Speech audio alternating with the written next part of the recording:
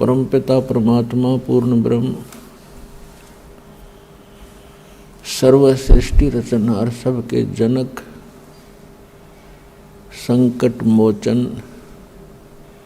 कष्ट हरण मंगल करण ये कबीर परमात्मा की असीम रजा से आप सभी पुण्यात्माएं सत्संग सुनने के लिए सतलोक आश्रम बरवाला जिला हिसार हरियाणा में उपस्थित हुए। पुण्यात्माओं, आप देखते हैं कि कोई भी कार्य सफल करने के लिए उसमें जी तोड़ मेहनत करनी पड़ती है, परिश्रम करना पड़ता है। उसमें धन भी व्यय करना पड़ता है और समय भी खूब लगाना पड़ता है,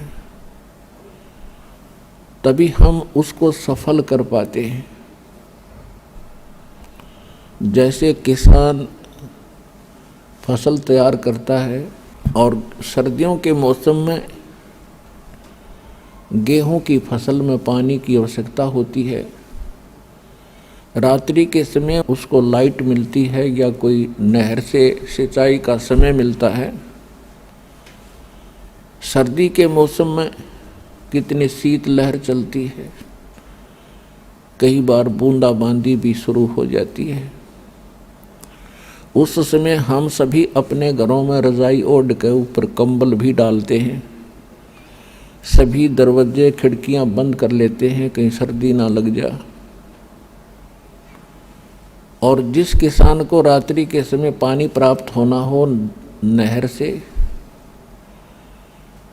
या लाइट आनी हो रात्रि में, ट्यूबवेल से पानी लगाना हो, तो वो ये नहीं देखता कि इतनी सर्दी है, मैं कैसे वहाँ खेतों में पहुँचूँगा, मुझे कोई सर्दी ना लग जाए रात्रि में।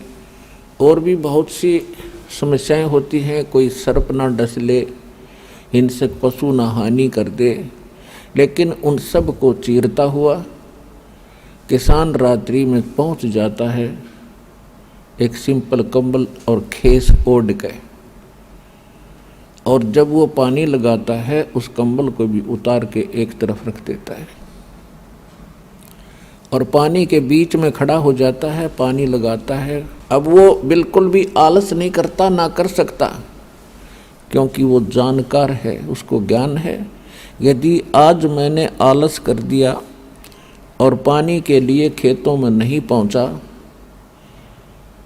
तो फसल सूख जाएगी, मेरे बच्चे भूखे मरेंगे, मैं कंगाल हो जाऊंगा। इसलिए वो अपना इस काम को पूरा ही करके छोड़ता है, चाहे नमूनिया हो चाहे ना हो, सर्प डसे या ना डसे। अब वो क्यों उस कार्य को कर रहा है? क्योंकि उसको वो पूरा जानकार है इस मार्ग का। ठीक आज इतनी सर्दी में और इतनी दूर दूर से परमात्मा के बच्चे आए हैं, आपने ये तो मान लिया है कि यूँ काम तो करना ही पड़ेगा, तभी आप यहाँ आए हो, नहीं तो ये पड़ोस में से उठकर नहीं आ सकता आदमी जिसके भाग माड़े हैं। सौभाग्य आपका, धन है आपके माता पिता जिनसे जन्म हुआ। आपको ऐसे समय मानव शरीर और ये भक्ति मार्ग, ऋषि सर पटक कर चले गए, उनको नहीं मिला ये मार्ग, और आज आपको सहज में प्राप्त हो रहा है। कितनी कृपा है भगवान के आपके ऊपर। विचार करना। तो क्या बताया जाता सत्संग के अंदर? मानुष जन्म दुर्लभ है, मिले न बारंबार, जैसे तरवर से पत्ता टूट गिरे, भाई बोर न लगता डर। बंदे तू कर बंदगी, जय चावे दीदार, ये अवसर मानुष जन्म का, भाई बोर न बारंबार। मानुष जन्म पाए कर जो नहीं रट हरि नाम, जैसे कुआ जल बिना फिर बनवाया क्या काम। वो पृथ्वीपति चकवे गए जिनके चक्र चलंत, ये रावण सरीखे कौन गुण भाई ऐसे गए अनंत। राम रटत दारिद्र भलो टूटी घर की छान, वो सुंदर महल किस काम के जा भक्ति नहीं भगवान।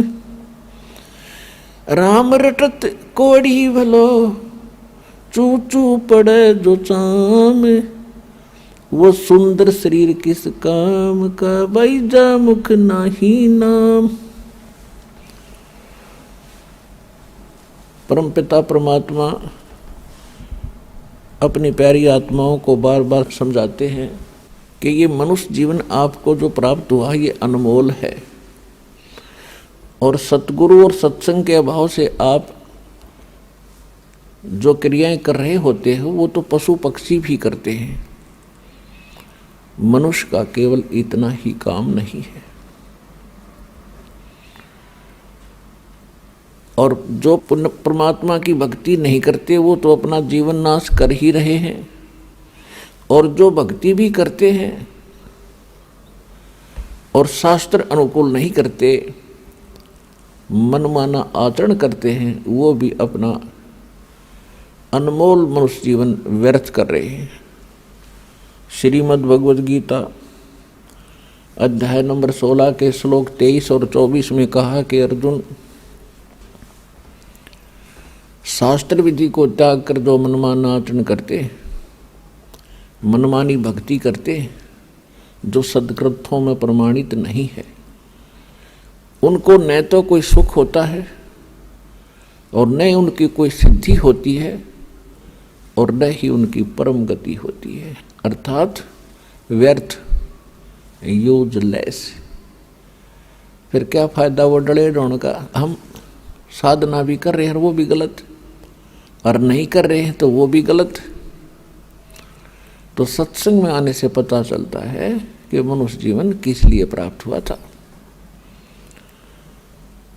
और इसके एक श्वास की कितनी कीमत है। कबीर साहब कहते हैं, कहता हूँ कही जात हूँ, कहूँ बजा के ढोल, और श्वास जो खाली जात है ये 3 लोक का मोल है। मनुष्य जीवन का एक श्वास कितना वैल्यूएबल है, कितना कीमती है कि 3 लोक भी इसके बराबर नहीं है, इतना कीमत एक श्वास की। तो इसको कैसे सदुपयोग करना है। श्वास उश्वास में नाम जपो, व्यर्था श्वास मत खो, ना जाने इसे श्वास को आवण हो कि न हो। राम नाम रटते रहो, जब तक घट में प्राण, कबू तो दीन दयाल के बनक पड़ेगी कौन। परमात्मा कहते हैं कि श्वास उस श्वास में नाम जपो। ये सत्य नाम के सिमरण की तरफ संकेत है परमात्मा का। और व्यर्था सांस मत खो, ना जाने इस श्वास को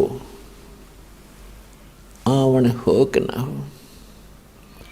और फिर क्या बताते हैं, गोता मारू स्वर्ग में मैं जा बैठूं पाताल, गरीबदास ढूंढता फिरूं अपने हीरे मोती लाल। आप जी को परमात्मा कहाँ से लाए हैं खोज कर ढूंढ कर।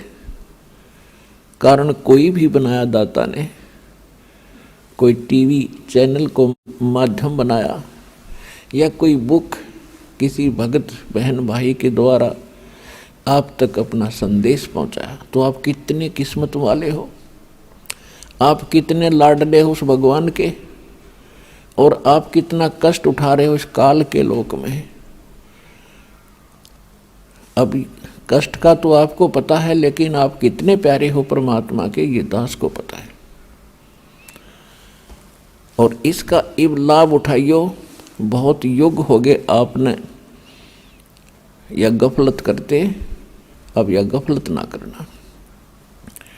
बड़ी मुश्किल से ये रास्ता मिलता है, इससे भी दुर्लभ है मनुष्य जीवन मिलता है। मनुष्य जीवन मिल जाता है तो ये मार्ग नहीं मिलता है, और ये मार्ग मिल जाता है तो आप फिर पुनः गफलत करते हो। पुनः गफलत क्यों करते हो? क्योंकि ये परमात्मा सुख सागर है और आपको सुख घने देगा, क्योंकि इसका स्वभाव है। और ये सुख आपका फिर दुश्मन सिद्ध हो जाता है, भगवान से दूर हो जाते हो। तो परमात्मा से डिमांड करना, जैसे भगवान हमें गाइडलाइन दे रहे हैं, सुख के माथे पत्थर पड़ो, जो नाम हृदय से जावे, बलिहारी उस दुख के, जो पल पल नाम रटावे। परमात्मा कहते हैं आग लगाए से सुख है, जिस तो भगवान की भूल पड़े। हे परमात्मा ऐसा दुख दिए रखना ताकि तेरी याद बनी रहे। आज ये दुख जो आप यहाँ आए हो आपके लिए वरदान सिद्ध हो गया। ये सुखी है माचे फिरें, जिनके पिछले पुण्य ज़्यादा हैं वो आज सुखी हैं, क्योंकि उनकी बैटरी चार्ज है। वो ये सोच रहे हैं हमारा क्या बिगड़ेगा। हमें पता है, परमात्मा की दूरबीन से हम देखते हैं आगे क्या होगा उन लोगों के साथ जो आज भक्ति नहीं करते। फिर पीछे तू पशुआ की जय गद्दा बैल बनाई, ये 56 भोग कहाँ मन बोरे, कहीं कुरडी चुरने जाई। ये भगवान कह रहे हैं, आम इंसान की बात नहीं है ये। उसके बाद क्या होगा जो आज भक्ति नहीं करते? फिर पीछे तू पशुआ की जय गद्दा बैल बनाई, और ये 56 भोग कहाँ मन बोरे, कि तो कुरडी चरने जाई। आज कैसा भोजन खाते हो, किस प्रकार गर्मी सर्दी से आप बचकर अपना सुरक्षित हो। यदि भक्ति नहीं करोगे तो ये मनुष्य जीवन के सांस पूरे होंगे, आपका जीवन अंत होगा। उसके बाद कहते हैं गद्दा या बैल की योनि में आप जाओगे। फिर ये आहार, आज आप समय पर चाय पीते हो, समय पर दूध पी लेते हो, भूख प्यास समय पर निवारण कर लेते हो, तो उस समय क्या बनेगी आपके साथ? फिर पीछे तू पशुआ की जय गद्दा बैल बनाई, और ये 56 भोग कहाँ मन बोरे, कि तक कुर्डी चली जाए। तो ये बात भगवान बिना हमें कौन बतावे। तो परमात्मा कहते हैं अपने आप आकर के हमें बताते हैं। आखिर तुझको कौन कहेगा, गुरु बिन आत्म ज्ञान, मन ने की कर ले 2 दिन का मेहमान। हमने लाखों वर्ष का जीवन भी जीने को मिला है, लाख वर्ष का, और वो भी चला गया। सतयुग में, त्रेता में भी कई हजार वर्षों का, 50-40 हजार वर्ष का जीवन होता था, और वो भी अंत हो गया। द्वापर में भी 1000 के आसपास जीवन होता था प्रारंभ में मनुष्य का, वो भी गया। और अब 100 से ऊपर होता था कलयुग के प्रारंभ में, और आज 60, 70, 80 साल में सबकी टिकट कट लेती है। तो परमात्मा कहते हैं इस जीवन में यदि भक्ति नहीं करी, चाहे लाख वर्ष के 100 लाख वर्ष जी लो, व्हाट इज यूज, क्या लाभ है इसका? तो इसका लाभ है एक ही, और वो ज्ञान परमात्मा ही बताएगा आपको। आखिर तुझको कौन कहेगा, गुरु बिन आत्म ज्ञान। अब ये नकली गुरुओं के पास परमात्म ज्ञान तो बहुत दूर की बात है, उनको आत्म ज्ञान नहीं। और अभी तक ये डंडोरा पीटा करते थे कि आत्मज्ञान हो जाए, आत्मज्ञानी था फलाना। आत्मज्ञानी से क्या होगा जब तक परमात्म ज्ञान नहीं है। आत्मज्ञान का अर्थ है कि मैं कौन हूँ, कहाँ से आया हूँ, मेरा उद्देश्य क्या है, ये तो है आत्मज्ञान। मैं क्यों जन्म और मर रहा हूँ। अब ये पता भी लग गया कि भी हम जन्म मरते हैं, अगले जन्म में पशु पक्षी भी बनते हैं। तो जब तक उस परमात्म ज्ञान नहीं है, परमात्मा मान उस परमात्मा की जानकारी नहीं है, वो कैसे प्राप्त हो, ये जन्म मरण कैसे कटे, ये रोग कैसे छूटे हमारा, और कैसे हमारे दुख निवारण हो, वो ज्ञान नहीं है, तो उस आत्मज्ञान का फायदा क्या। अब सूक्ष्म वेद में कहा कि कूप की छाया कूप के माही, ऐसा आत्मज्ञाना कुएं की छा। कुएं की छाया कुएं तक सीमित है, उसका बाहर कोई लाभ नहीं। तो ऐसे आत्मज्ञान हो जाने से इतना ही लाभ मिला आपको, लेकिन परमात्म ज्ञान के बिना मोक्ष नहीं। तो क्या बताते हैं परमात्मा के, फिर पीछे तू पशुआ की जय गद्दा बैल बनाई, ये 56 भोग कहाँ मन बोरे, कि तक कोरडी चरने चाहिए। ओए होए पुण्यात्मा, आज इंसान का यह बात कति गले नहीं उतरती कि कल को हम गधे भी बनेंगे। यदि किसी को कहा जाता है, स्वाभाविक कोई कह दे तो नाराज हो जा कि तू गधा बने, तेरा बाप बने, मैं क्यों बनूं, कोई बात हुई है। तो हमारी बुद्धि कति गाम जारी है, काल ने ठप कर रखी है। यह सत्संग में आने से ओपन होती है, और यह आने का समय किसी के पास है नहीं। परमात्मा कहते हैं, चारों युग में संत पुकारे और कूक कहा हम हेल रे, हीरे माणिक मोती बरसे, ये जग चुगता ढेल रे। परमात्मा कहते हैं कि चारों युग में मैं आता हूँ अपने सतलोक से चलकर। सतलोक कौन सा स्थान है, जो गीता अध्याय नंबर 18 के श्लोक नंबर 62 में कहा कि अर्जुन तू सर्वभाव से उस परमेश्वर की शरण में जा, उसकी कृपा से तू परम शांति को और सनातन परम धाम को प्राप्त होगा। वो सनातन परम धाम जिसको शाश्वतम स्थानम कहा है गीता में, वो सतलोक है। और कबीर परमात्मा वो परम अक्षर ब्रह्म है जिसकी शरण में जाने के लिए ये गीता ज्ञानदाता कह रहा है। और वो क्या कह रहा है कि सतयुग में सत सुकृत कह टेरा, त्रेता नाम मुनिंदर मेरा, द्वापर में करुणा में कहाया, कलयुग नाम कबीर धराया। मैं चारों युगों में आता हूँ। सतयुग में सत्सुकृत नाम होता है, परमात्मा कहते हैं, और त्रेता में मेरा मुनिंदर नाम प्रसिद्ध होता है, द्वापर में करुणा में होता है, और कलयुग में मेरा कबीर नाम ही रहता है, जो परमात्मा का वास्तविक नाम है।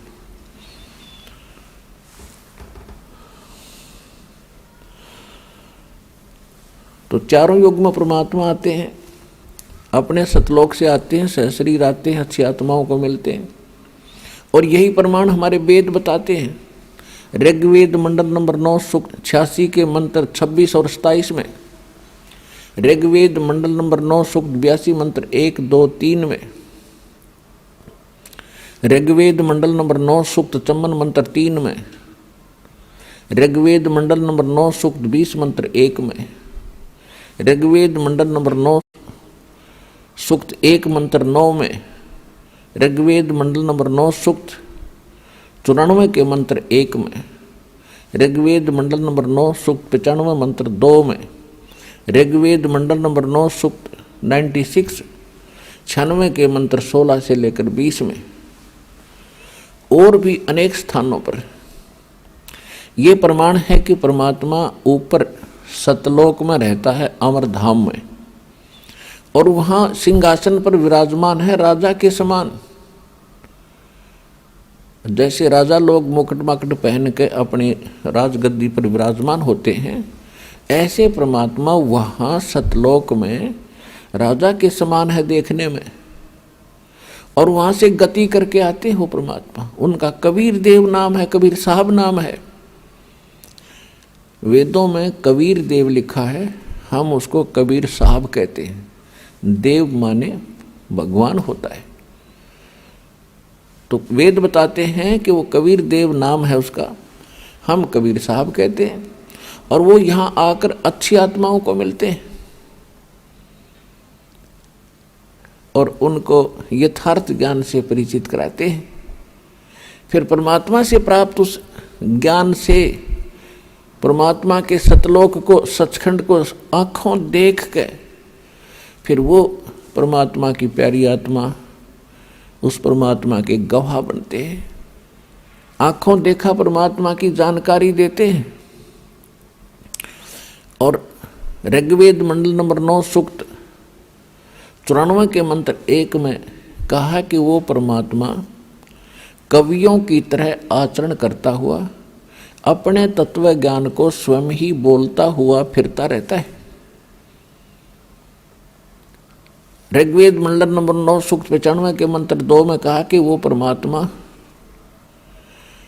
भक्ति के उन रहस्यमयी मंत्रों को आविष्कार करता है जो आज तक किसी को पता नहीं होता।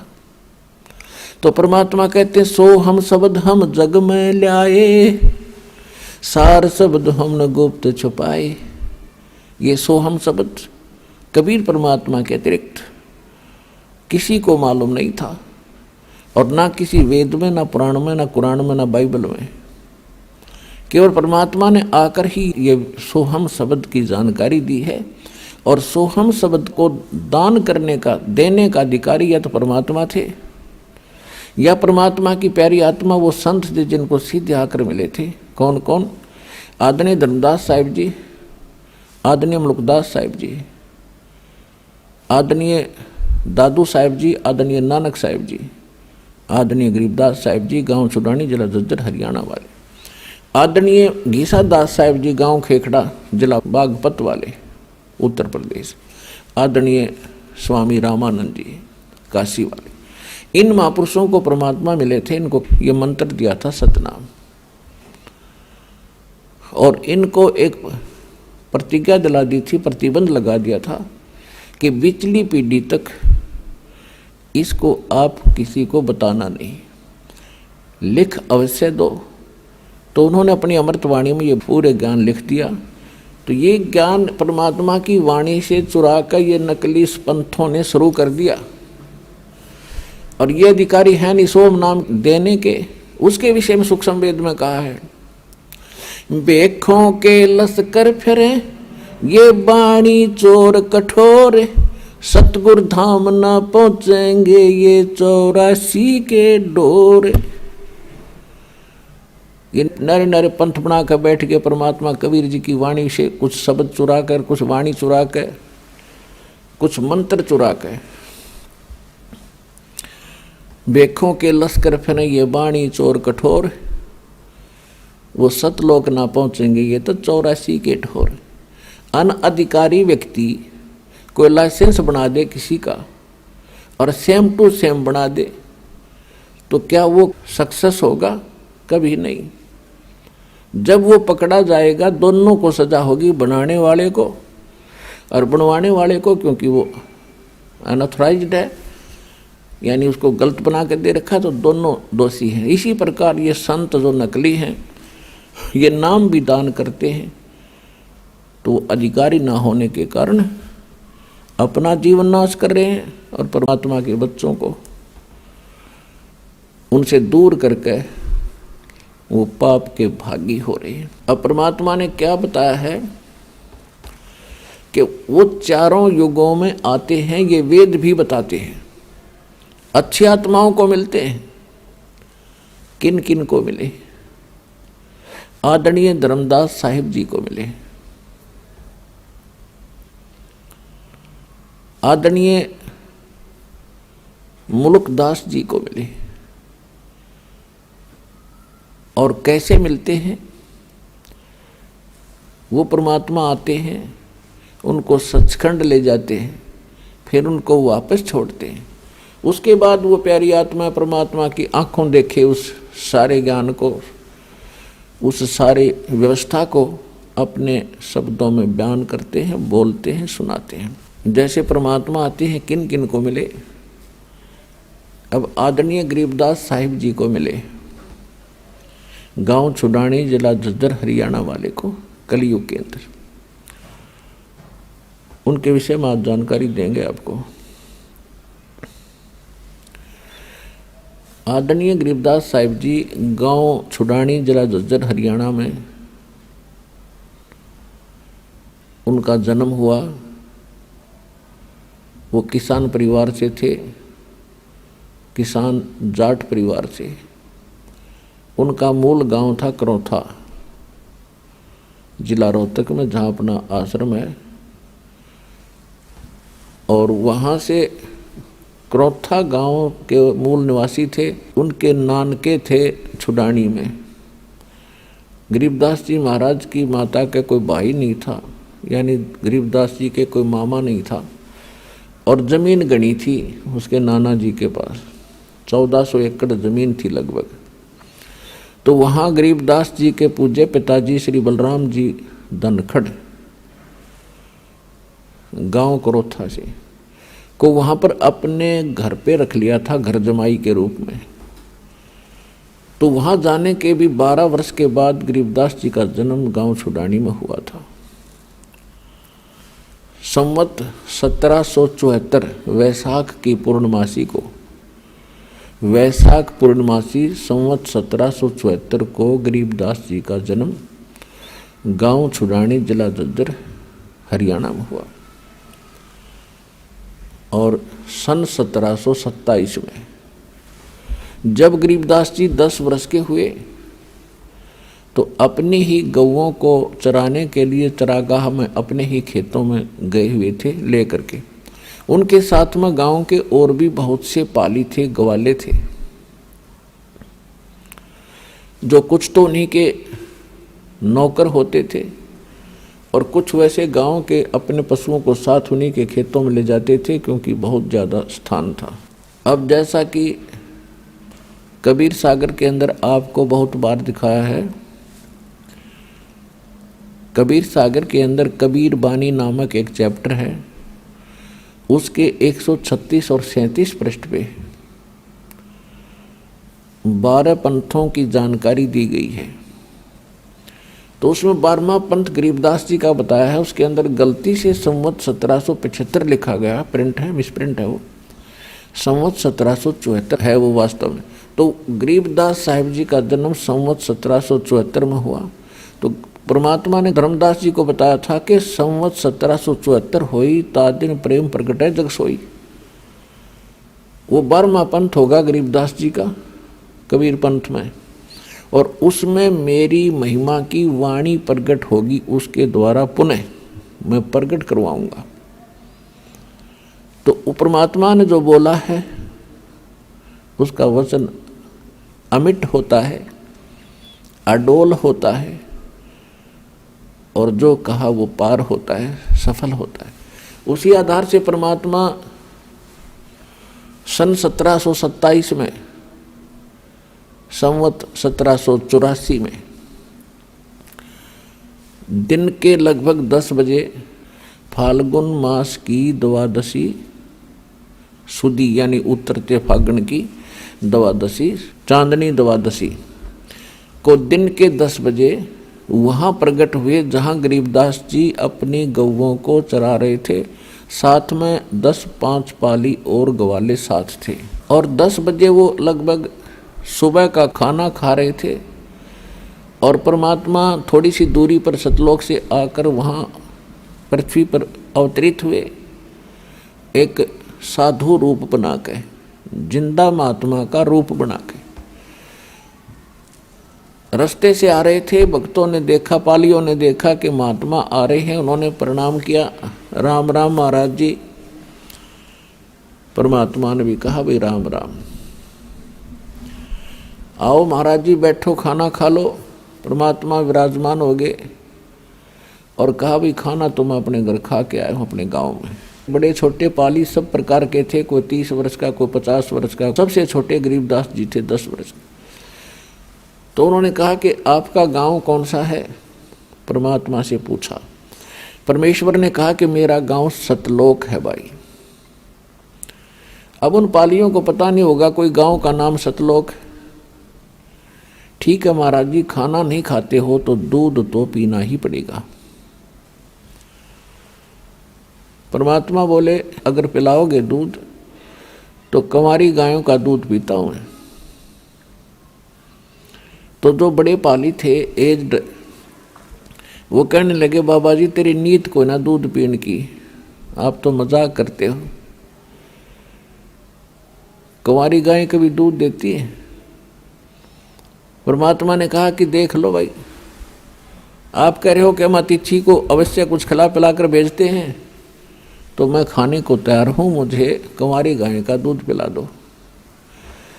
गरीबदास जी 10 वर्ष के बालक खड़े हुए, एक कंवारी बच्चिया को पकड़ दे गले से, उसके रस्सी बांध रखी थी जेवड़ी, और लाकर खड़ा कर दिया कि महाराज जी देखियो इसके कोई बच्चा नहीं, ये कैसे दूध देगी? परमात्मा ने कहा कि दूध निकालने का कोई पात्र है तुम्हारे पास? उन्होंने एक छोटा सा मटका था मिट्टी का, साफ धो धा कर धर रखा था कि ये है, लो जी साफ है बिल्कुल। परमात्मा ने कहा कि इसके सतन के नीचे रखो। गरीबदास जी पकड़ कर बैठ गए। बच्चा था वो तो खुशी मना रहा था कि देखेंगे बाबा जी कैसे दूध निकाल लगा। परमात्मा ने कमर पर हाथ मारा, बछिया का आशीर्वाद दे दिया। लंबे लंबे सतन हो गए और दूध की धार चारों थनों से लगातार बह चली और वो पात्र भरते ही अपने आप बंद होगी। बोलो बंदी छोड़ कबीर परमेश्वर जी की जय।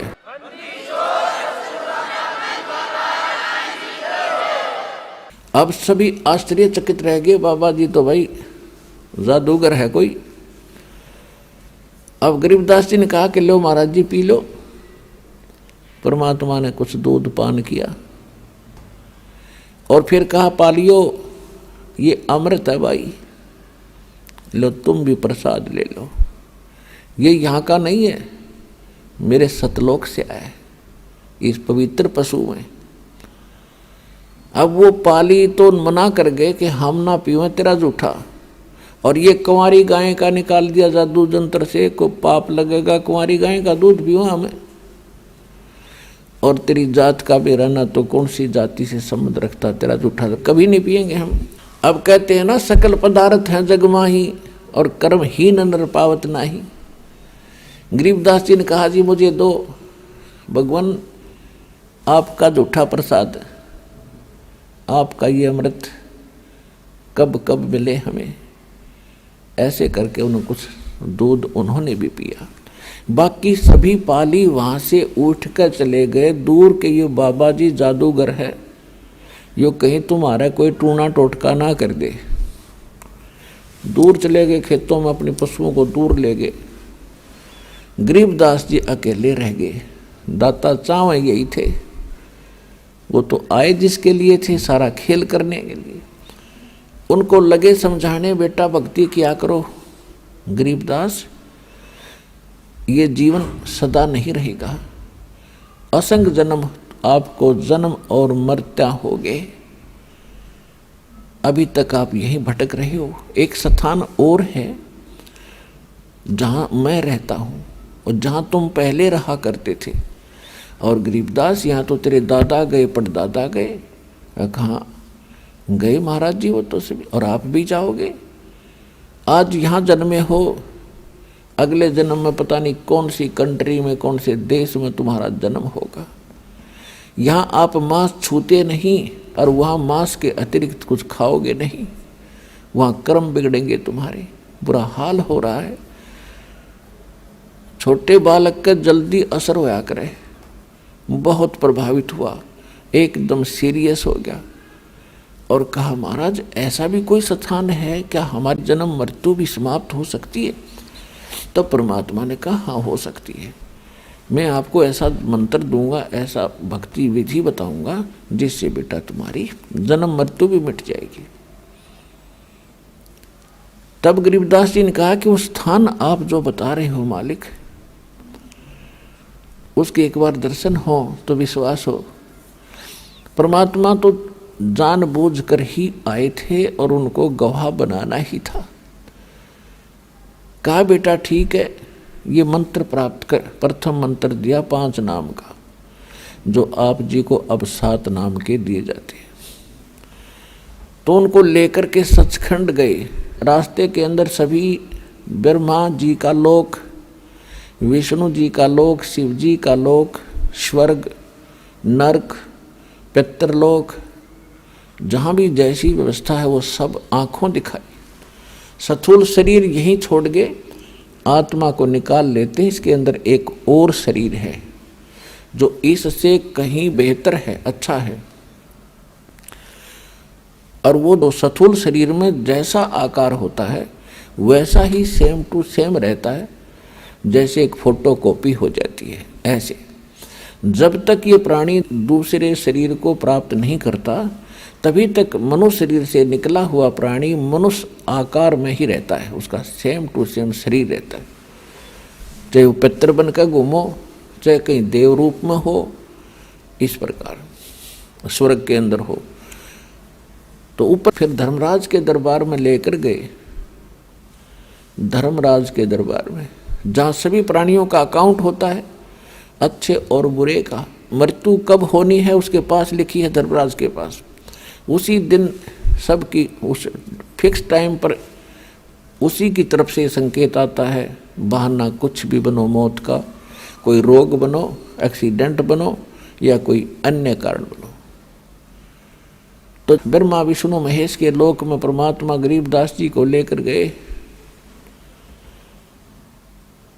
तो वहाँ उन्होंने बहुत आदर किया। फिर आगे धर्मराज के दरबार में गए। धर्मराज समझो चीफ जस्टिस ऑफ 1 ब्रह्मांड, एक ब्रह्मांड का मुख्य न्यायाधीश है वो।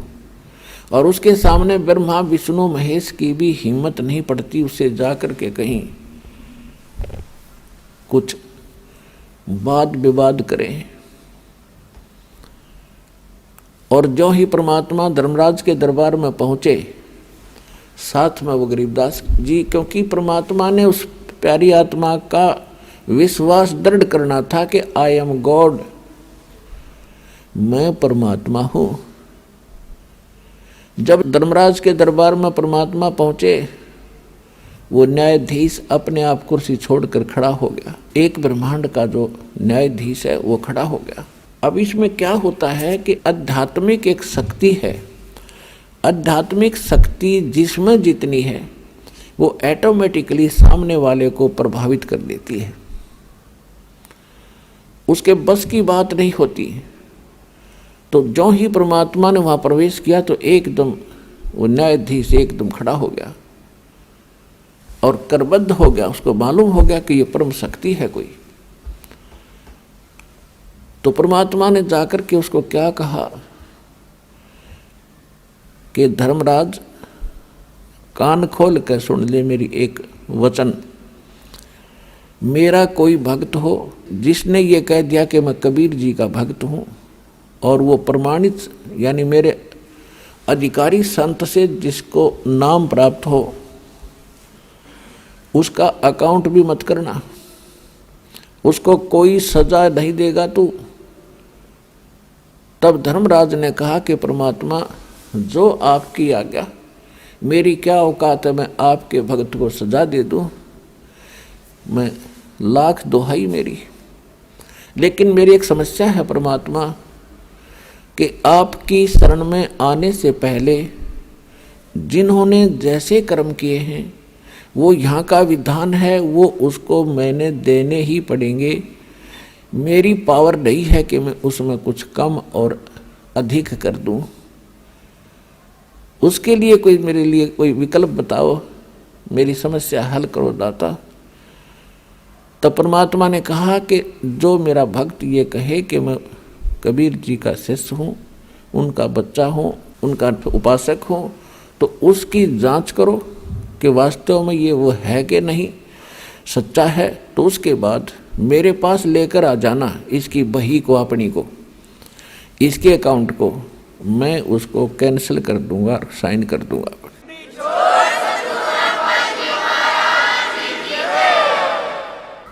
धर्मराज दरबार में देई कबीर तलाक,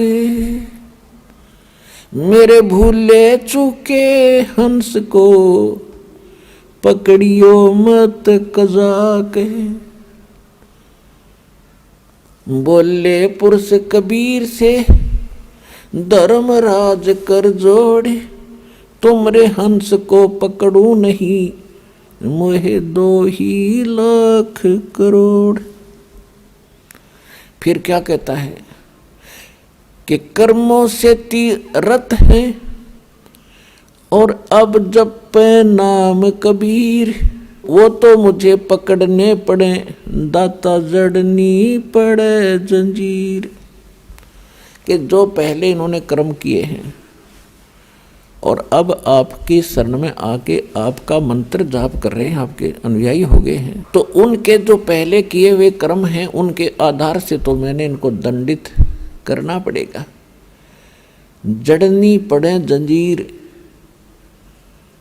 तब परमात्मा ने क्या कहा, कर्म भरम ब्रह्मंड के और पल में करहूं नेस, जिन हमरी 2 ही दी सो करो हमारे पेश। जिन्हें मेरी दुहाई भर दी कि मैं कबीर साहिब का बच्चा हूँ, उस परमात्मा का अनुयायी हूँ, तो उनको मेरे पास लाना। कहाँ लाना? इसी प्रत्येक ब्रह्मांड में परमात्मा का एक यहाँ एक अलग स्थान है, त्रिकुटी पे। त्रिकुटी एक ऐसा स्थान है जहाँ पर परमात्मा का भी एक ऐसा स्थान बना हुआ है, जैसे प्रत्येक देश में और प्रत्येक देश का एक राजदूत भवन होता है, जो अपने निज देश की सब खबरें और उस देश के जो व्यक्ति वहाँ रह रहे हैं उनके से संबंधित जानकारी रखता है। तो ये धर्मराज को भी पता था कि यहाँ एक कार्यालय है जिसमें ये साहब बैठते हैं। गरीबदास जी को तो जिंदा महात्मा दिख रहे थे और धर्मराज को उस रूप में दर्शन हो रहे थे जिस रूप में वो अपने ऑफिस में बैठते हैं, वहाँ अपने दरबार में बैठते हैं। तब उनको कह रहे थे, ये थी तुम्हें कोई ऐसी समस्या आती है तो करो हमारे पेश, वहाँ ले आना इस आत्मा को और गिल तेरी बई को, ये तेरे अकाउंट को भी ले आना। कर्म भरम ब्रह्मंड के पल में करहूं नेस, जिन हमरी 2 ही दी सो करो हमारे पेश। एक पल में काट दूंगा इन सारे ब्रह्मांडों के, तेरे कर्म भ्रम इस ब्रह्मांड के। अमर करूं सतलोक पठाऊं, ताते बंदी छोड़ कहाऊं, बंदी छोड़ हमारा नामम, अदर अमर है अस्थिर ठामम। सतगुरु शरण आके फिर धर्मराज डर कैसा। इस परमात्मा की शरण में आने के बाद तो धर्मराज का भय नहीं रहता आपको। एक भक्त, वैसे तो बहुत भक्तों के साथ ऐसी घटनाएं घटी हैं, तो एक आध भक्त की बात याद रह जाती है। वो कह रहा था कि मैं रात्रि में सो गया, रात्रि में 2 काले काले व्यक्ति बड़ी बड़ी कद के, वो कहने लगे का मेरे साथ चलो, और मैं न चाहते हुए उनके साथ उड़ लिया, विवश पता नहीं क्या हुआ। और मैं जब एक महल सा दिखाई दिया काफ़ी निकट सी, तो मैंने पूछा भाई कहाँ ले जा रहे हो मुझे? उन्होंने कहा कि तेरे को धर्मराज के पास पेश करेंगे। और कहा फिर क्या करोगे? उसके बाद जो आदेश होगा, नरक में डालना है या कहीं और भेजना है, तो फिर वो ऐसा ही करेंगे। तो उसने कहा कि मुझे फिर बात याद आई कि गुरुजी बताते हैं कि भी हमें तो यम के दूत लेने आ ही नहीं सकते। तो पहले तो ये सोचा कि शायद मेरी कोई करनी में फर्क तो नहीं पड़ गया, कोई भक्ति में। फिर उसने सोचा कि अब क्या बने, गुरुजी का तो आदेश है कि यम के दूत लेने नहीं आ सकते। तो मैं वहीं अड़ गया, खड़ा हो गया। कहने लगा भाई तुम नहीं ले जा सकते मेरे को, तुम यम के दूत हो क्या? हाँ हम यम के दूत हैं। कि भाई तुम नहीं ले जा सकते, पता है तुझे मैं कबीर साहब का उपासक हूँ, भगवान कबीर साहब का बच्चा हूँ। तो बोले चल चल तू आगे न, आगे बात फैसला होगा। वो मुझे आगे घसीटे में पाछे न खिसकूँ तो मेरी उनकी झगड़ा हो गया, गुट्टम गुट्टा। दोनों में से एक बोला भाई पहले पता करा, कदे गलती लाग रही हो, इतना कॉन्फिडेंस से ये आदमी कह रहा है, कदे हम इसने खाम खा पीटे फिर हमें सजा मिला है, जा पूछ के आ तू। एक मेरे पास खड़ा रहा, एक अंदर गया। धर्मराज से प्रार्थना की, महाराज जिस व्यक्ति को आपने लेने के लिए भेजा है वो कह रहा है कि मैं कबीर साहब का शिष्य हूँ, उनका पुजारी हूँ। एकदम धर्मराज के कहते धौला शरीर हो गया, सफेद पीला पड़ गया चेहरा, और उसने देखा उठा का काउंट, और मैंने न्यू के न्यू बोलते सुना है। वो कह रहा है कि इसने वापस छोड़ दो, मरवाओगे मुझे भी। ये नहीं, वो दूसरा था भाई।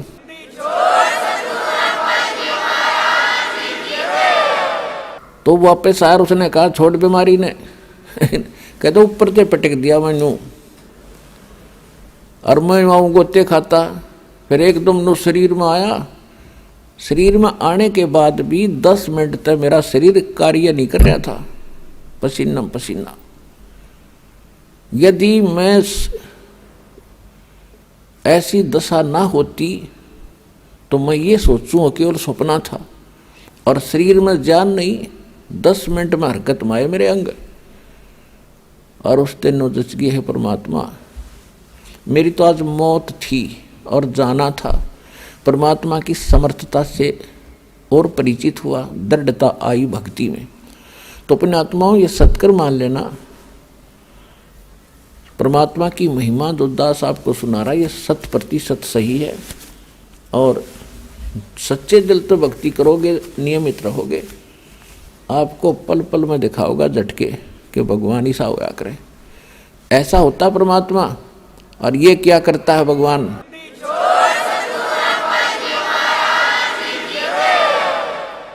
उसके बाद परमेश्वर कबीर जी गरीबदास जी को सचखंड लेकर गए, 11वां द्वार पार किया, उसके बाद 12वां द्वार पार किया। अभी तक 10वां द्वार इसके ऊपर खड़दू उतार रखा था, बस लास्ट था 10वां द्वार। और एक ये जम्मू के अंदर एक मधु परमहंस कबीर पंथी, कबीर साहब की वाणी पढ़े हर सुनावरने का, मेरे जैसा ज्ञान ब्रह्मांड में नहीं। 11वां द्वार पा गया, 11वां द्वार, 11वीं खिड़की, आज तक किसी ने नहीं बताया। उसके प्रवचन सुने, उनके साथ ये आध्यात्मिक ज्ञान चर्चा भी आपने सुनी थी कल। तो ये नकली आदमी है, न कख का पता नहीं, कह का पता नहीं, ना भक्ति मार्ग ठीक, ना इनका ज्ञान सही। ये सदग्रंथों को ढंग से पढ़ कर समझ भी नहीं पाए, भक्ति तो बहुत दूर की बात है। तो 12वां द्वार पार करके सचखंड में जाया जाता है, सतलोक में। 11वां जो द्वार है वो परब्रह्म यानी अक्षर पुरुष के लोक में खुलता है। फिर अक्षर पुरुष के 7 संख ब्रह्मांडों को पार करके इतना क्षेत्र तय करना पड़ता हमने। फिर 12वां द्वार है जो अक्षर पुरुष के लोकों का अंत होता है और सतलोक में प्रवेश होता है। और उसके बीच का जो रास्ता वो गुप्त है, ऐसे घूम कर जाता है, उसको भंवर गुफा कहते हैं। और तब वहाँ जाया जाता है। 12वें द्वार पार करके सतलोक आता है और वहाँ परमात्मा है। जब वो सतलोक में पहुँचे, गरीबदास जी ने देखा वहाँ का नज़ारा, ओए होए होए, पुण्यात्माओं, यहाँ तो उस स्थान की महिमा की कोई तुलना भी नहीं कर सकते, किसी से हम कंपेयर करके आपको बता नहीं सकते। वो तो वहाँ जाकर देखोगे जब आनंद न्यारा होगा। बाकी कुछ मिलता जुलता उसका कुछ आभास आपको कराया जाता है। वहाँ सतलोक एक पृथ्वी है, जैसे यह धरती आप देख रहे हो ऐसी ही है, लेकिन उस पृथ्वी में प्रकाश गणा है। जैसे आप देखते हो कहीं पर कोई दरिया का रेत पड़ा हो और उस रेत में चमक होती है, चांदी की तरह चमकते हैं सूर्य की रोशनी में, ऐसे वह पृथ्वी सारी ही ऐसे चमकती है और उपजाऊ बहुत घनी है। वहाँ पर सब बाग बगीचे हैं, झरने बहते हैं। यहाँ तो पत्थर के पहाड़ हैं, वहाँ हीरे और पन्ने होते हैं, इनके वो पहाड़ हैं, मोतियों के पहाड़ हैं। यहाँ तो कंकर पत्थर हैं, वहाँ मोतियों हीरों के पहाड़ हैं, और उन्हीं में बीच में पृथ्वी रेत है, उन्हीं में बाग बगीचे हैं, झरने बहते हैं, सफ़ेद रंग के सभी वहाँ सब वस्तुएं सफ़ेद कलर की होती हैं, यानी और एक तत्व से बनी हुई होती है। वहाँ मनुष्य भी ऐसे ही जैसे यही आकार है, स्त्री हैं पुरुष हैं, आपके पूरे परिवार हैं। वो परिवार के आप साथ ही आए थे, इकट्ठे डूबे थे, कब इस काल के साथ हम इकट्ठे आए थे, और वो परिवार आज पता नहीं कहाँ कहाँ भटक रहे हैं, कोई कहीं कोई कहीं। तो वहाँ जाकर आप फिर से ऐसे ही परिवार बनेगा जैसे आपका यहाँ हुआ है। और ये परिवार तो आपका है ही नहीं, आज पता नहीं किसकी मृत्यु हो जाए। आज आप अपने बच्चों में, अपने परिवार में, अपने माता पिता पति पत्नी में आप कितना मोह करते हो, कितना प्यार से रहते हो। और यहाँ पता नहीं कब किसके ऊपर के बिजली गिर जाए, ऐसे गंदे लोक में हम रह रहे। अब यहाँ हम अपने परिवार में कितने प्यार से रहते हैं, फिर मृत्यु होती है, फिर हम टक्कर मार मार कर रोते हैं। तो ये क्या है यहाँ पर, ये क्या परिवार हुआ, ये क्या व्यवहार हुआ यहाँ का। और वहाँ जाएंगे ऐसे परिवार बनेगा जैसे यहाँ बना है, और फिर वहाँ कभी मृत्यु नहीं होगी, वहाँ कोई कष्ट नहीं, किसी चीज़ का अभाव नहीं, और अपना खाओ पियो नहाओ दो, दूधों की नदियाँ बहती हैं, वहाँ शहद की नदियाँ बहती हैं। वहाँ पर बाग बगीचे सदाबहार हैं, कभी सूखते नहीं, उनके फल कभी समाप्त नहीं होते। आपके अलग अलग मकान बने हुए हैं, बहुत सुंदर महल, और आगे लान है, प्रत्येक के आंगन में विमान खड़े हैं वहाँ के बने हुए। तो पुण्यात्माओं, ये कोई बालकों का ज्ञान नहीं, ये ना सोचना कोई डूम बाट के गीत और कोई वैसे रोजी रोटी के लिए बहका रहा हो किसी को। ये आँखों देखा उन संतों ने बताया, भगवान ने आके बताया, और ये सारा ज्ञान आपके रूबरू हो रहा है, ये दास बतान लाग रहा है आपको। तो इस गंदे लोक से निकलने का ईब सु अवसर है। परमात्मा कहते हैं समझा है तो सिर धर पाओ, और बहुर नहीं रे ऐसा दाओ।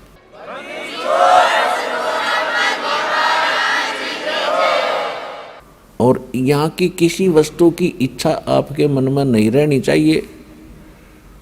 प्रथम तो यो ज्ञान ऐसा है कि यहाँ कति हृदय हटा देगा आपका इस गंदे लोक तय। यो लोक ठीक नहीं है, यहाँ की व्यवस्था सारी व्यर्थ है। देखो, ये तो आपने मान लेना चाहिए कि यहाँ से तो आपकी मृत्यु होगी,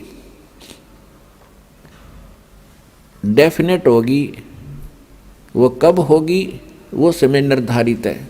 जैसे परमात्मा बताते हैं कि साथी हमारे चले गए, हम भी चालनहार, और कोई कागज में बाकी रह रही, तांत लगी है वार। अब जैसे कोई व्यक्ति मृत्यु को प्राप्त हो जाता है, दूसरे सोचते हैं इसको बीमारी होगी थी, एक्सीडेंट हो गया, यूँ मर गया, हम अभी नहीं मरेंगे, चलो हम चलते अपना काम करते। वो भी यही सोच रहा था कि अभी नहीं मरेंगे। तो यहाँ कहते हैं ना जाने काल की कर डारे, और किस विध ढल जा पास आवे, और जिनाते सरते मौत खुड़क दी उनानो केड़ा हासावे। या नाचते हैं, गाते हैं, फिल्मी गाने सुनते हैं, 1 सेकंड में ना जाने कित बिजली गिर जाए, जगह जगह भूकंप आते हैं, और वो पता नहीं क्या क्या नाच रहे होते हैं, कूद रहे होते हैं, कोई गाने सुन रहा होता है, 1 मिनट में बिजली गिर जाती है, हाहाकार मच जाती है, सांस लेने का टाइम नहीं मिलता इनको। तो ऐसे गंदे लोक में तुम ऐसी खुशी मना रहे हो, तुम्हें डर नहीं रहा, तुम्हें ज्ञान नहीं है। 2 प्रकार के व्यक्ति यहाँ पर ऐसी गलतियाँ करते हैं। एक तो कति बालक होते हैं, उनको ज्ञान ही नहीं, वो सर्प को भी पकड़ लेते हैं, आग में भी हाथ डाल देते हैं। और दूसरे जिन्होंने भांग पी रखी हो या नशा कर रखा हो, वो व्यक्ति ही निर्भय होकर के ऐसे भयंकर स्थान पर और मस्ती में रहते हैं। इस ज्ञान से वह भांग उतारी जाती है, वो नशा उतारा जाता है, और वो बालक की बुद्धि आपकी समाप्त की जाती है, आपके विचार मैच्योर किए जाते हैं, मजबूत किए जाते हैं, स्वस्थ किए जाते हैं कि ये लोग ठीक नहीं है, यहाँ का भगवान ठीक नहीं है, यहाँ का कोई भी व्यवहार ठीक नहीं है। यहाँ से पीछा छुटवाने का समय केवल अब आया है। ये 4 युगों के बाद यही समय होता है। यह बिचली पीढ़ी अब प्रारंभ हुई है। 1951 में दास का जन्म हुआ, 1947 को भारत आज़ाद हुआ। उसके बाद शिक्षा धीरे धीरे पनपी है, न कोई शिक्षा के निकट नहीं जाता था। और अब शिक्षा की इतनी आवश्यकता महसूस करवा दी भगवान ने, दया करी दाता ने, कि बच्चा बच्चा पढ़ा दिया अपने सब ने, चाहे जिसका बिल्कुल ब्योंत नहीं है, गरीब भी व्यक्ति हो, विचारता बेटा बेटी ने खूब पढ़ा दूँ, अच्छा इनको शिक्षा दिवा दूँ। तो इस शिक्षा का परमात्मा ने प्रेरणा की, और इस शिक्षा का लाभ आपको ईब मिलेगा। यहाँ बड़ी अच्छी बात है, शिक्षा ग्रहण कर ली, पढ़ लिए बच्चे, बहुत अच्छी ट्रेनिंग भी कर गए। 1 करोड़ बच्चे पूरे हिंदुस्तान में शिक्षा पूरी करके और अपने रोजगार के लिए चल पड़ते हैं। कितनों को नौकरियां मिलती हैं? मान लीजिए 10% ने, 10 लाख ने मिल गई 1 वर्ष में नौकरी, तो 90 लाख क्या कर रहे हैं? उनको तो कोई राहत मिली नहीं, अपना वही दैनिक कार्य जो परंपरागत होता है उसी को कर रहे हैं। तो इसका उद्देश्य ये था दाता ने आपको शिक्षित कराने का कि आप भगवान पहचान सकते हो और सदग्रंथों को देख सकते हो, विश्वास कर सकते हो। कबीर इज गॉड, हमारे सदग्रंथ क्या बताते हैं। और इसको जानकर आप फिर सतलोक की भी इच्छा करोगे। जब आप यहाँ छोटी मोटी कोई जॉब प्राप्त करने के लिए कितने संघर्ष करते हो, न्योछावर हो जाते हो, 20 वर्ष तक बच्चे को पढ़ाते हो, खूब खर्चा करते हो कि किसी प्रकार इसको ये वस्तु प्राप्त हो, सुखी हो। और जब आपको पता चलेगा कि ये तो इससे हटकर भी एक और वस्तु है जो इस मनुष्य जीवन से हमने करनी थी और बच्चों से करवानी थी, वह भूल रहे थे, वो अब पता चलेगा। इसका यही काम है।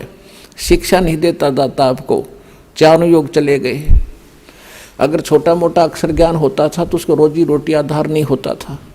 आज तक आप देख रहे हो, अपना ही इतिहास देख लो, हिंदुस्तान का इतिहास देख लो, पिछला 100 वर्ष, 200 वर्ष, 300 वर्ष कौन पढ़ा करता था?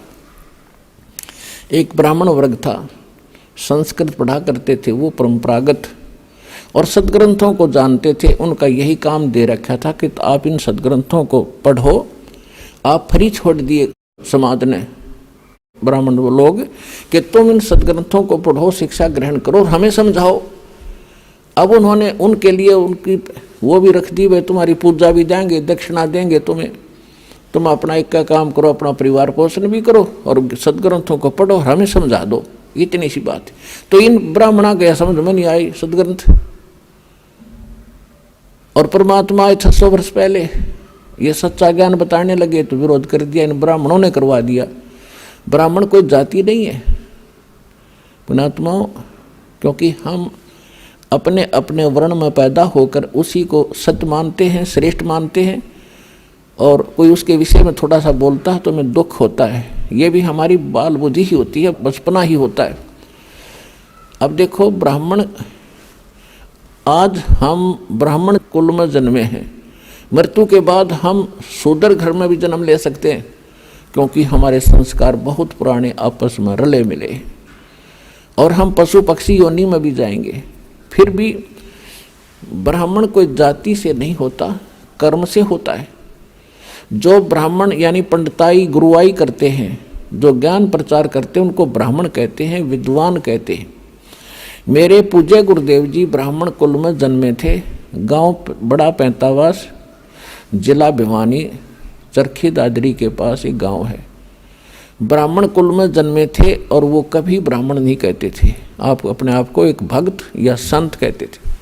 और मेरे दादा गुरुजी यानी गुरुजी के गुरुजी गांव छावला दिल्ली में,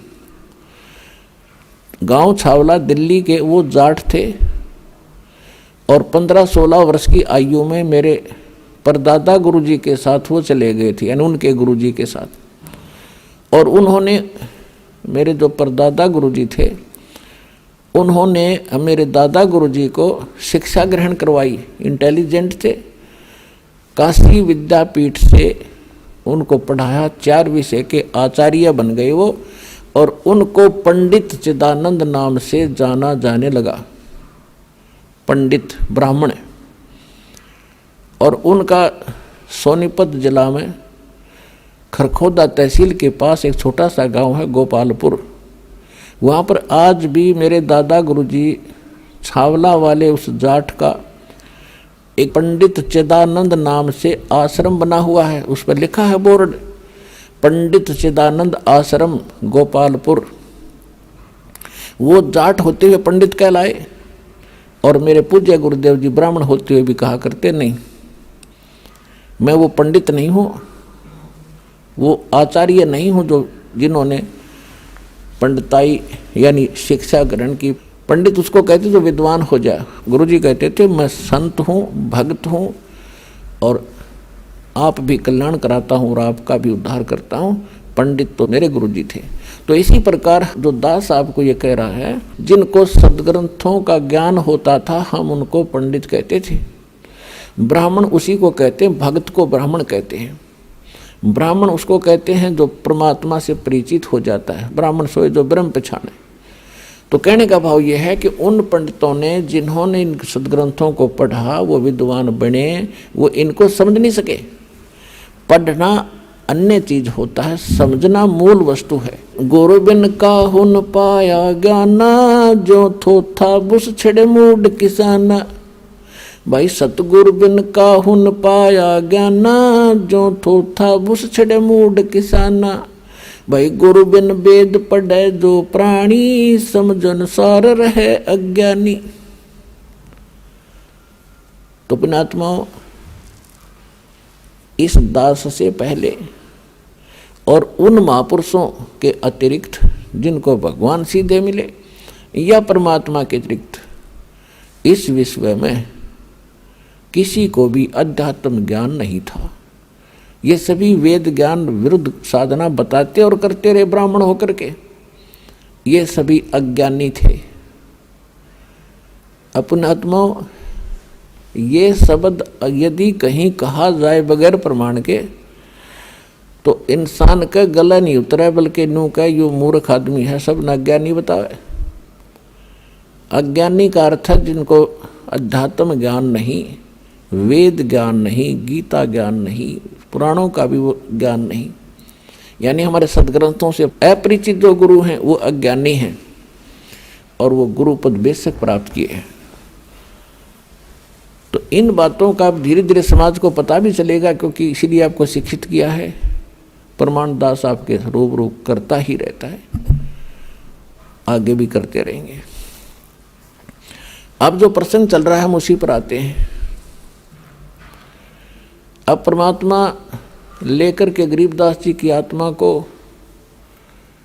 और सचखंड पहुंचे, सतलोक में पहुंचे।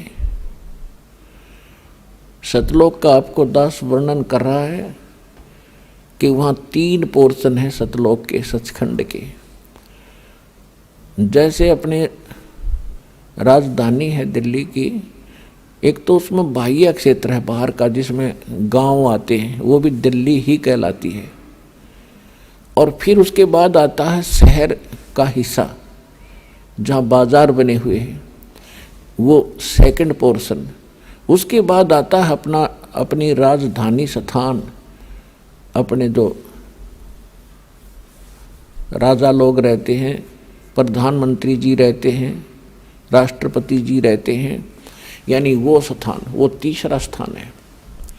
तो इसी प्रकार उस सतलोक के भी 3 पोर्शन हैं।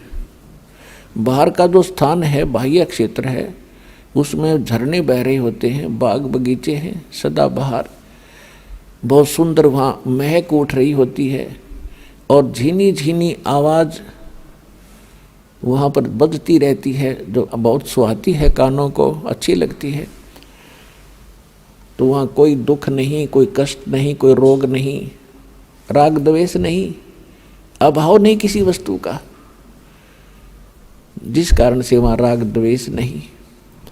और सबको एक जैसा शरीर है, सबको एक जैसा ही वहाँ पर व्यवस्था उपलब्ध है। वहाँ कोई छोटा और बड़ा नहीं, वहाँ कोई अमीर और गरीब नहीं, वहाँ कोई शूद्र और उच्च वर्ण के नहीं, ब्राह्मण नहीं। तो वहाँ फिर राग द्वेष होता ही नहीं। और वैसे भी वो शरीर जो आपको मिलेगा वो शुक्रम कायम ऐसना विरम, वहाँ जो आपको शरीर प्राप्त होगा उसमें नाड़ी तंत्र नहीं होगा, एक तत्व से बना हुआ होगा। उसकी बनावट और उसके अंदर जो मशीनरी है वो बहुत अच्छी होती है, वो कभी नाश नहीं होती। और वहाँ जो आप खाते पीते हो वो कहीं विसर्जन करने के लिए नहीं जाना पड़ता, उस बॉडी में उतना ही कंज्यूम हो जाता है। उसमें एक ऐसा सिस्टम मालिक का अपनाया हुआ है। तो कहने का भाव ये है कि वो सुख हम यहाँ खोज रहे थे युगों से। अब जैसे नमक की बोरी में 1000 बोरी रखी हो नमक की, उसमें खांड का टेस्ट कोई ढूंढे तो वहां तो हो ही नहीं सकता। वो तो बूरा की बोरी में मिलेगा और दोनों एक जैसे कलर में एक जैसे हैं, रंग एक जैसा है, बोरी एक जैसी है। इसी प्रकार उस सतलोक की या नकल है। सतलोक में एज इट इज सृष्टि है। यहाँ तो ये अब खत्म हो गए, जैसे पेड़ प्याड़ ये तो कति कंडम हो गया काम सारा ही। इसलिए उसको सतलोक, अमरलोक, अजरलोक कहते हैं। वहाँ कोई वस्तु नष्ट नहीं होती। और यहाँ पर आप देख रहे हो ऐसी ही व्यवस्था है, ऐसे ही सृष्टि है और ऐसे ही वहाँ बाग बगीचे हैं, ऐसे पुरुष स्त्री हैं। और ये नकली संत सतलोक की महिमा गाते हैं, राधा स्वामी वाले या और भी कोई भी कबीर पंथी हैं, कहते हैं वहाँ प्रकाश ही प्रकाश है, चेतन ही चेतन है, और परमात्मा निराकार है। आत्मा परमात्मा में ऐसे जाकर मिल जाती है जैसे बूंद समुद्र में, बस कोई अस्तित्व नहीं रहता। तो ये कहते हैं सटदल उवा बाई बकदा। ये उवा बाई बक्के थे, इनको ना आत्म अनुभव, स्वानुभव नहीं, न इनको परमात्मा का ज्ञान समझ में आया, न इनको गुरु ठीक मिले, जिस कारण से इन्होंने ऐसे विधान सिद्धांत बनाकर हमें भ्रमित कर रखा था।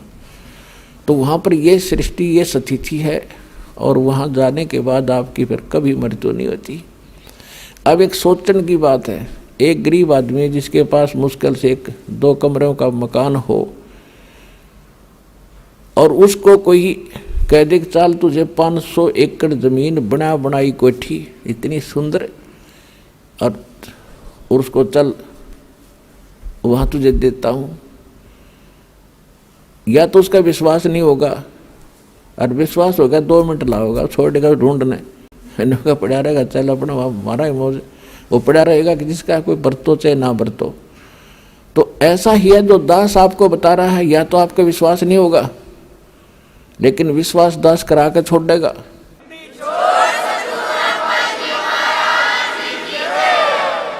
क्योंकि ये दास की बनाई हुई सेल्फ मेड स्टोरी नहीं है, ये गॉड गिवन स्पिरिचुअल नॉलेज है, परमात्मा का दिया हुआ अध्यात्म ज्ञान है। और जिन महापुरुषों ने देखा उनका बयान है, वो बयान आपको सुना रहा है दास। आप उस बयान को पढ़ नहीं सके, समझ नहीं सके, इसलिए एक वकील की जरूरत पड़ती है। इसी प्रकार दास आपका वकील का भी काम करेगा उस परमात्मा के दरबार में। कर ले गुरु वकील मुकदमा भारी है, भाई कर लो गुरु वकील मुकदमा भारी है। ये बहुत भारी मुकदमा है, इसके लिए वकील की जरूरत पड़ेगी, वकील भी पूरा हो। जिन विधान का नहीं पता, संविधान का नहीं पता, और वो वकील बने फिरे हैं, दस यानी नकली संत बने फिरते हैं। ऐसे संतों को करने का, ऐसे वकीलों को भी करने का कोई फायदा नहीं जो वहाँ जवाब ना दे सके। तो इस दास के अतिरिक्त विश्व में इस विधान का कोई भी जानकार नहीं है पृथ्वी पर वर्तमान में।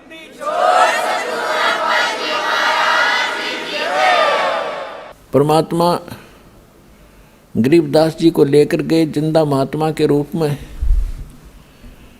और गरीबदास जी देखकर उस लोक को होए हैरान रह गए। अजब नगर में ले गए हमको सतगुरु आने, जल के बिंब अगाध गति हम सूते चादर ताने। अजब नगर में ले गए भगवान मुझे खुद आकर के।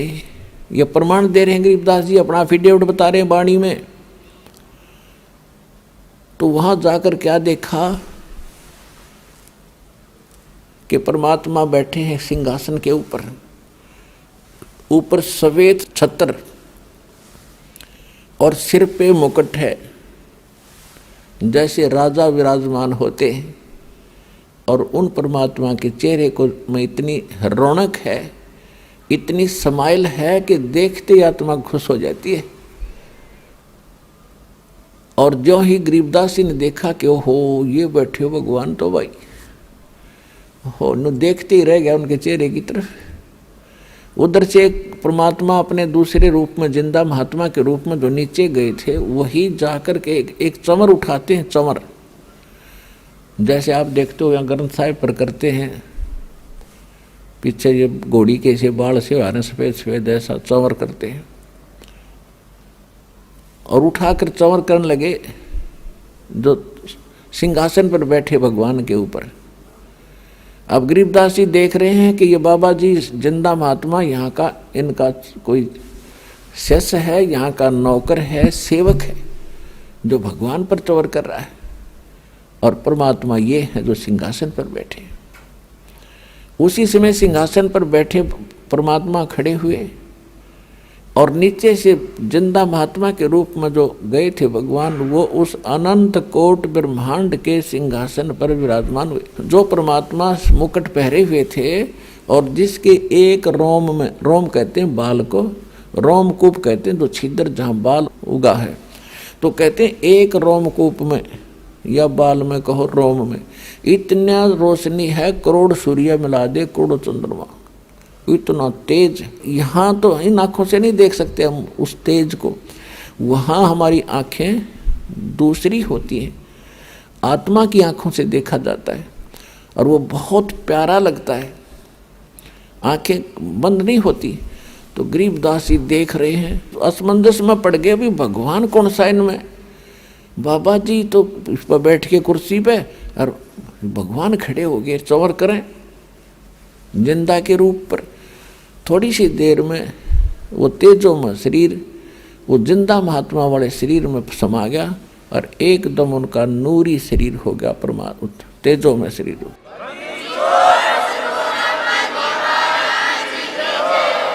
और चंवर अपने आप हवा में हो रहा है, से अब हवा में ऐसे घूम रहा है। अब गरीबदास जी असमंजस में पड़ गए, आश्चर्यचकित हुए।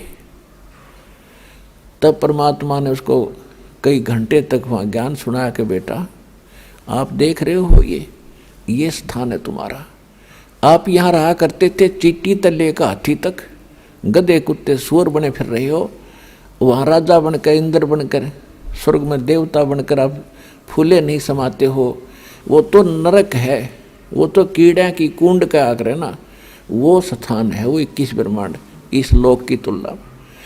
वो तो गरीबदास देख ही रहे थे कि सचमुच भगवान ओए होए अब कहते हैं गरीबदास जी को मालिक ने बताया कि मैं भाई चारों युग में जाता हूँ। जो उन्होंने उनको कथा सुनाई सारी, वो ज्यों की तो गरीबदास जी ने आकर नीचे बोली और वह नो की नो लिखवा दी गई। तो कहा कि मैं काशी में धानक रूप में रहा करता था, वहाँ दिखा करता, लोगों को कपड़ा बुनता, और मैं एक एक दिन बेटा हजार हजार जगह प्रगट होकर और अब तेरे भाई बहनों को ज्ञान सुनाया करता। लेकिन वो तो इतने अंधे हो लिए, इस काल की भांग पिए पड़े हैं भाई, उनकी आंखें नहीं खुलती। मैं रोवत हूँ सृष्टि को, सृष्टि रोवे मोहे, गरीबदास इस वियोग को हो समझ न सकता कोई। गरीबदास जी को भगवान समझा रहे हैं कि गरीबदास, वो सभी मुझे खोद रहे हैं। हे सुखदाई परमात्मा, हे संकट मोचन, हे मंगल करने वाले परमात्मा, आप कहाँ हो, हमें सुख दो। और मैं जब जाके कहता हूँ कि मैं परमात्मा हूँ तो ये मेरी मानते नहीं, मेरा ज्ञान नहीं सुनते। हमारा ज्ञान किने ना सुनिया, ये पर भी लेने जाते है दुनिया। पर भी नहाने जाते हैं कुंभ के मेला पे, और उड़ा कत्लेआम हो जाता है, एक्सीडेंट दुर्घटना में मर जाते हैं, और कोरा पाप कमाते हैं, वहाँ कोई लाभ नहीं। उन बच्चों को काल ने इनको इतना भ्रमित कर दिया। तो गरीबदास जी कहने लगे, परमात्मा अब मुझे यही रख लो। परमेश्वर ने कहा, बेटा ऐसे नहीं रखा जाता। जैसा आपको पहले बताया था दास ने कि काल भगवान का और परमात्मा का एक एग्रीमेंट हुआ था। तो उसने ये कहा था कि भगवान आप अपना ज्ञान सुना के अपना बनाकर, जो हृदय से आपको चाहे, आपके ज्ञान को माने और आप में हृदय से आपको चाहेगा, तो वो आपका, बाकी मेरे। जबरदस्ती ना करना, बलपूर्वक ना ले जाना। परमात्मा ने कह दिया था कि ठीक है, मैं बलपूर्वक नहीं लेके जाऊंगा और अपना ज्ञान सुनाऊंगा। और दूसरी बात यह है कि जब आप यहाँ से गए भक्ति धन से परिपूर्ण थे, उतने ही भक्ति कमाई करके यहाँ आ सकते हो, वैसे नहीं आ सकते। अब तो मैं लाया हूँ आपको, लेकिन आप यहाँ रह नहीं सकते। अब बालक थे, आंखों में आंसू भर आए, क्योंकि वहाँ जाने के बाद पता चलता ये क्या है, ये तो नरक दिखाई देता। यहाँ का चाहे सारी पृथ्वी का राजा हो, कति नरक दिखाई देता उस सुख की तुलना में। तब परमात्मा ने कहा कि बेटा तू चिंता ना कर, मैं तेरे साथ रहूँगा और ये ऐसा मंत्र दूंगा, जल्दी ही आप भक्ति युक्त हो जाओगे। ऐसा नाम दूंगा, सतनाम और सारनाम, कि बहुत जल्दी भक्ति धनी बन जाओगे। अपने आत्माओं, इस आत्मा को हमने भक्ति से चार्ज करना है, भक्ति से फुल करना है, तब यह काम करेगी, तब ये भक्ति युक्त होकर के वहाँ जा सकती है। जैसे एक तो साइकिल में हवा भरा कर हाथ से पंप चला के वो एक छोटी सी ट्यूब में डाल सकते हैं, उसमें टायर में नहीं भर सकते उससे, और लगे रहेंगे तो काफ़ी समय लगेगा। मनमाने 3-4 दिन 10 दिन लग जाए उसमें, अगर उसी से को पचा। लेकिन वो तरीका नहीं है ट्रक की टायर में हवा भरने का, उसके लिए तो एक प्रेशर चला हुआ है, उससे भरी जाएगी वह, और मिनट में भर दो। इसी प्रकार जो भक्ति विधि मैं बताऊंगा गरीबदास, वो इतना गजब की होगी कि थोड़े ही समय में तुम्हारे टायर भर जाएंगे, फुल हो जाएंगे।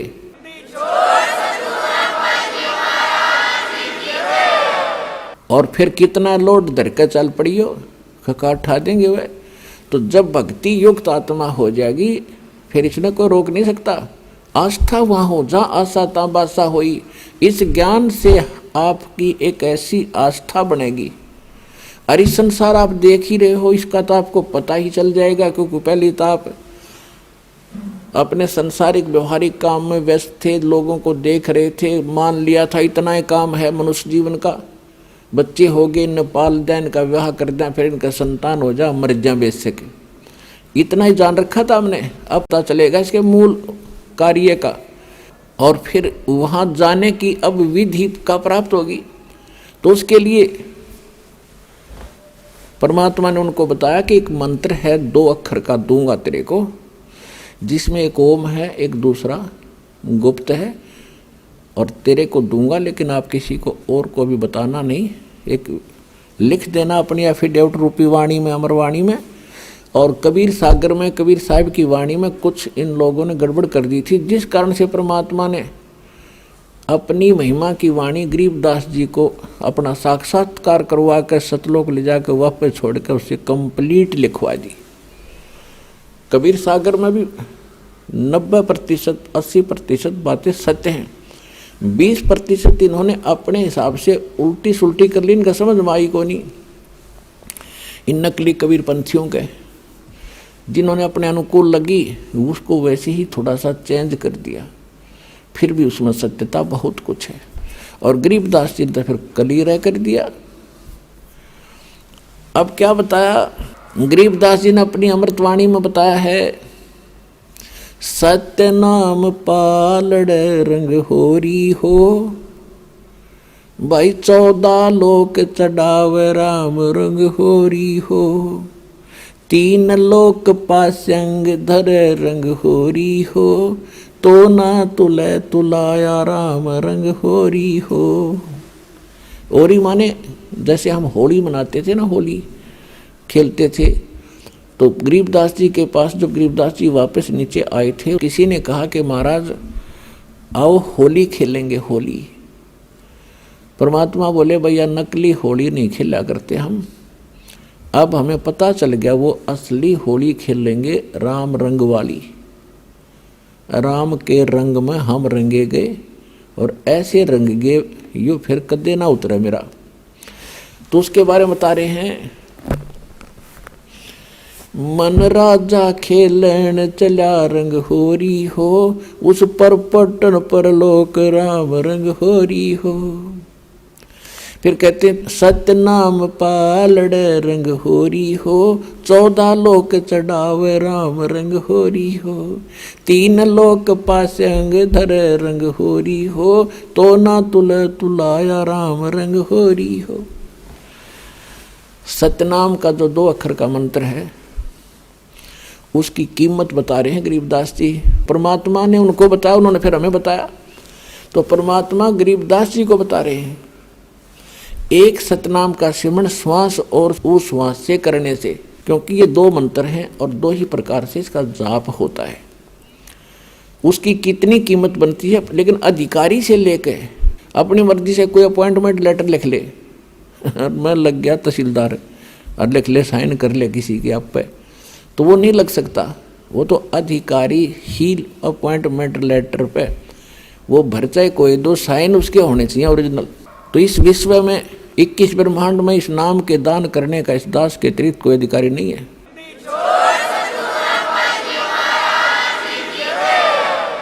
और यदि कोई नकली इस दास से ये मंत्र सभी प्राप्त करके और अपने आप दुकान खोल कर बैठ गया, नाम देने लग गया किसी को, तो सबसे बड़ा दुश्मन है मानव समाज का। अपना नाश करेगा और 100-200 हज़ार को और ख़राब करके उनका भार भी सिर पर धर लेगा। तो उनसे भी सावधान रहना है, ऐसे नकलियों से बचना है और बचाना है अपने भाई बहनों को, मानना उनको प्यार से।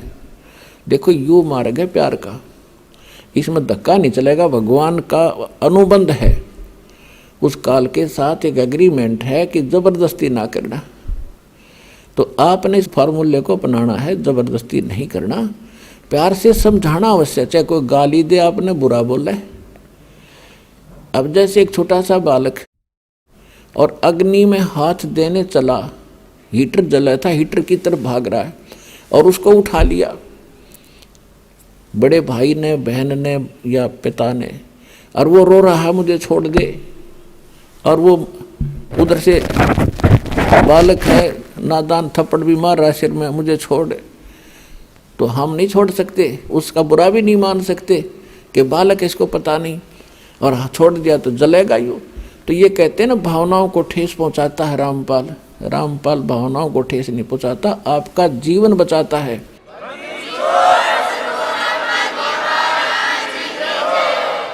अब प्रारंभ में जब ये ज्ञान धीरे धीरे प्रचार शुरू किया, टीवी माध्यम से जाने लगा, तो भक्तों के पास अनजान लोगों के ऐसे बुरे फोन आते थे, गालियां देते थे, तुम क्या कह रहे हो, ब्रह्मा विष्णु महेश को नासवान बता रहे हो, तुम्हें ये कर देंगे वो कर देंगे। इनसे प्रार्थना कर रखी थी, भाई बोलियो ना, सुनते रहो पर चलते रहो।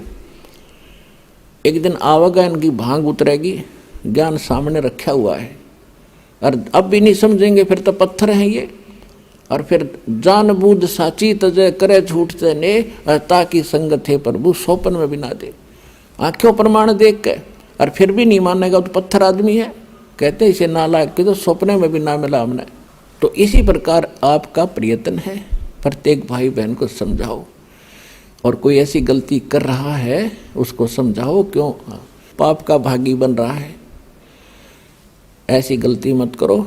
आप भी दोबारा उपदेश लो वहाँ जाके, और इनको छोड़ो भगवान के बच्चों के। ये तो पहले दुश्मन बतेरे थे, ये काल के दूत नरे भेज रखे काल ने, इनको मिसगाइड कर दिया, सारे सबकी दुर्गति हो रही है, भक्ति भी कर रहे हैं, साधना भी कर रहे हैं, जो भी कोई क्रिया बताता वो भी कर रहे बेचारे, और फिर भी दुखी, क्योंकि वो शास्त्र विदिता कर्मन माना आचरण है, वो सत्य भक्ति नहीं है, शास्त्र अनुकूल नहीं है। शास्त्र अनुकूल भक्ति और पूरा कोर्स सतलोक आश्रम बरवाला जिला हिसार हरियाणा के अतिरिक्त विश्व में नहीं है।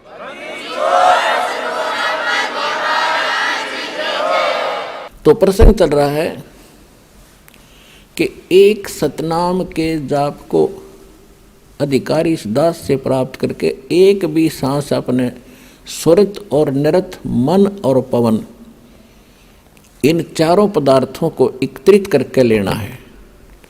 कबीर साहब कहते माला तो कर में फिरे और जिव्या फिरे मुख माही, मनुआ तो चहूँ दिस फिरे ये तो सुमरण नाही। कबीर साहब कहते हैं कि हाथ में तो माला मणिया घूम रहा है, और जीभ मुख में घूम रही है, और मन कहीं घूम रहा है, ये सुमरण नहीं होता। कहते हैं स्वरित नृत मन पवन पर, और सतनाम का वो जाप लगातार चले। स्वरित नृत मन और पवन इकट्ठे रखे। जैसे आप सिमरण करते हो, सांस के सिमरण सतनाम दिया है, या प्रथम मंत्र भी जाप करते हो, उस पर ये ध्यान रखे कि जैसे आप प्रथम मंत्र बोला प्रथम मंत्र का, तो ये सोचा ये किसके विषय में है।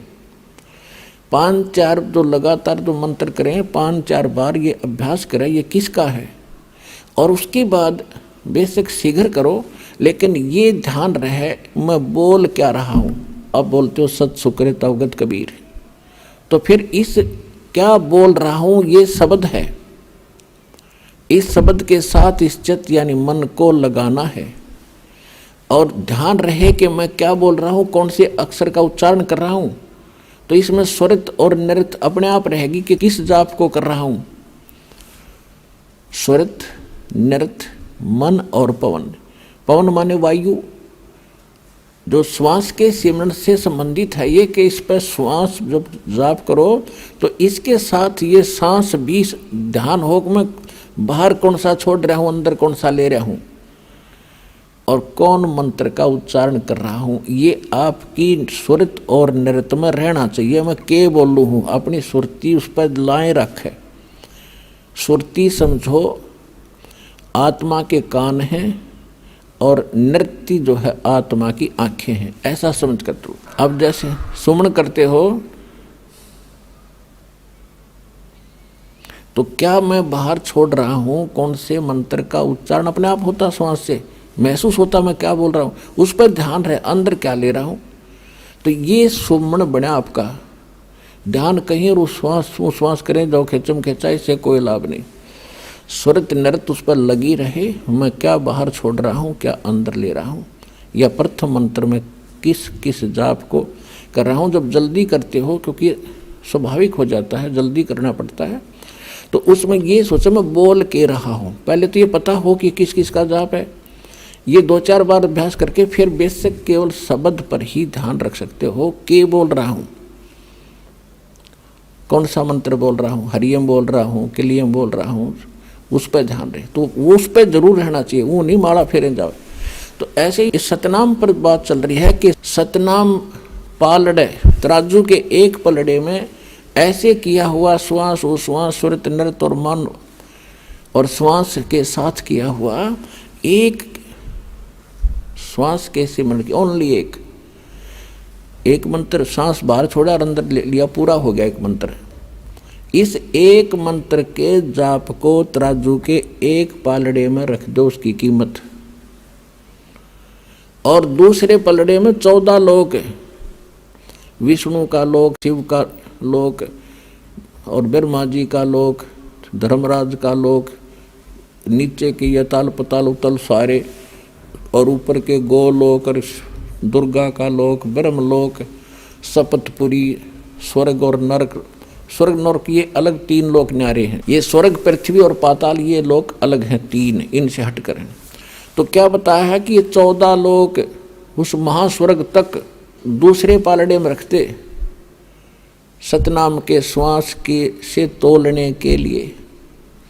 और 3 लोक ये पृथ्वी, पाताल और स्वर्ग लोक, ये तो पास्यंग रखा है। पास्यंग क्या होती है आजकल के एजुकेटेड बच्चों को पता नहीं, क्योंकि ये ज्ञान गूढ़ रहस्य है और अपनी लोकल लैंग्वेज में ये एक सूक्ष्म वेद है।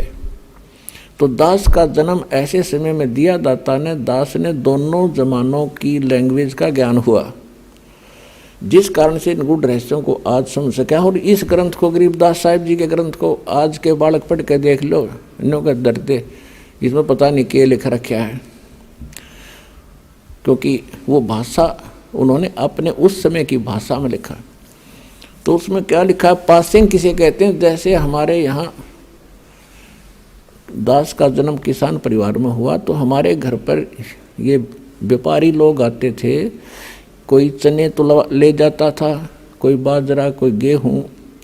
तो वो क्या करते थे, जब तोलते समय हमारे पिताजी कहते थे कि भाई लाला जी अपनी तराजू चेक करा पहले।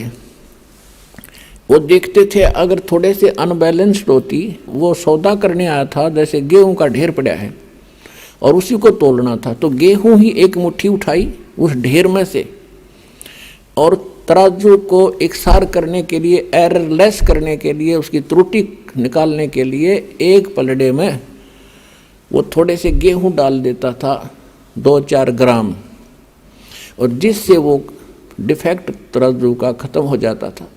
तो उस तरफ बट्टे रख देता था। और फिर उसके बाद वो सौदा कणक का तो घना था, वो पासिंग का तो कोई सौदे में अकाउंट है नहीं उस पासिंग का, तो जो रखे थे इतने गेहूं, तो ये पासिंग समझो। तो अब क्या बताते हैं गरीबदास जी,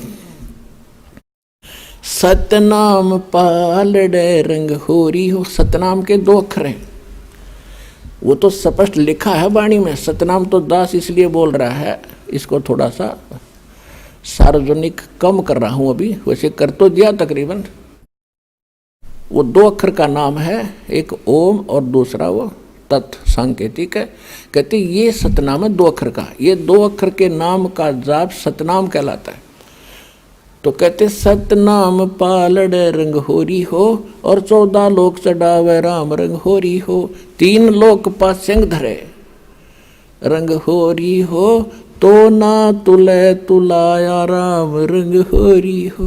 ओए होए, अब एक सिमरन की ओए होए इतनी कीमत है।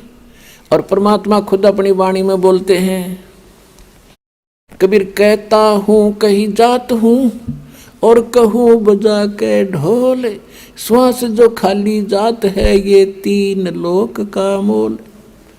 ये तो जो बिना नाम करे तुम खाली छोड़ रहे हो, ये भी इतना कीमती है, 3 लोक का मोल। और सतनाम के साथ जाप किया जाता, कहते 3 लोक पासेंग धरे रंग हो रही हो, तो ना तुला तुला राम रंग हो रही हो। इसकी इतनी कीमत बन जाती है सतनाम के जाप से। और फिर सार नाम, ओए होए, उसका तो कहना है कि आपके ऊपर जो परमात्मा ने रहम किया है उसका कोई एस्टीमेट लगाकर दास नहीं बता सकता। कितनी दया आपके ऊपर हुई है। यहाँ आना हंसी खेल है। आप देख लो हरियाणा के लोग कितने आ रहे हैं, और मध्य प्रदेश, उत्तर प्रदेश, राजस्थान, वहाँ से कैसे आ रहे हैं। तो कहते हैं अभी तक इन्होंने ज्ञान नहीं या इनके इतने अच्छे संस्कार नहीं बने हैं जो यहाँ तक पहुँच सके। तो एक दिन ऐसा आवेगा, परमात्मा ने बोल रखा, पूरा विश्व ने ही ये ज्ञान स्वीकार करना ही पड़ेगा और कोई विकल्प नहीं है, नहीं तो घने दुखी हो जाएंगे।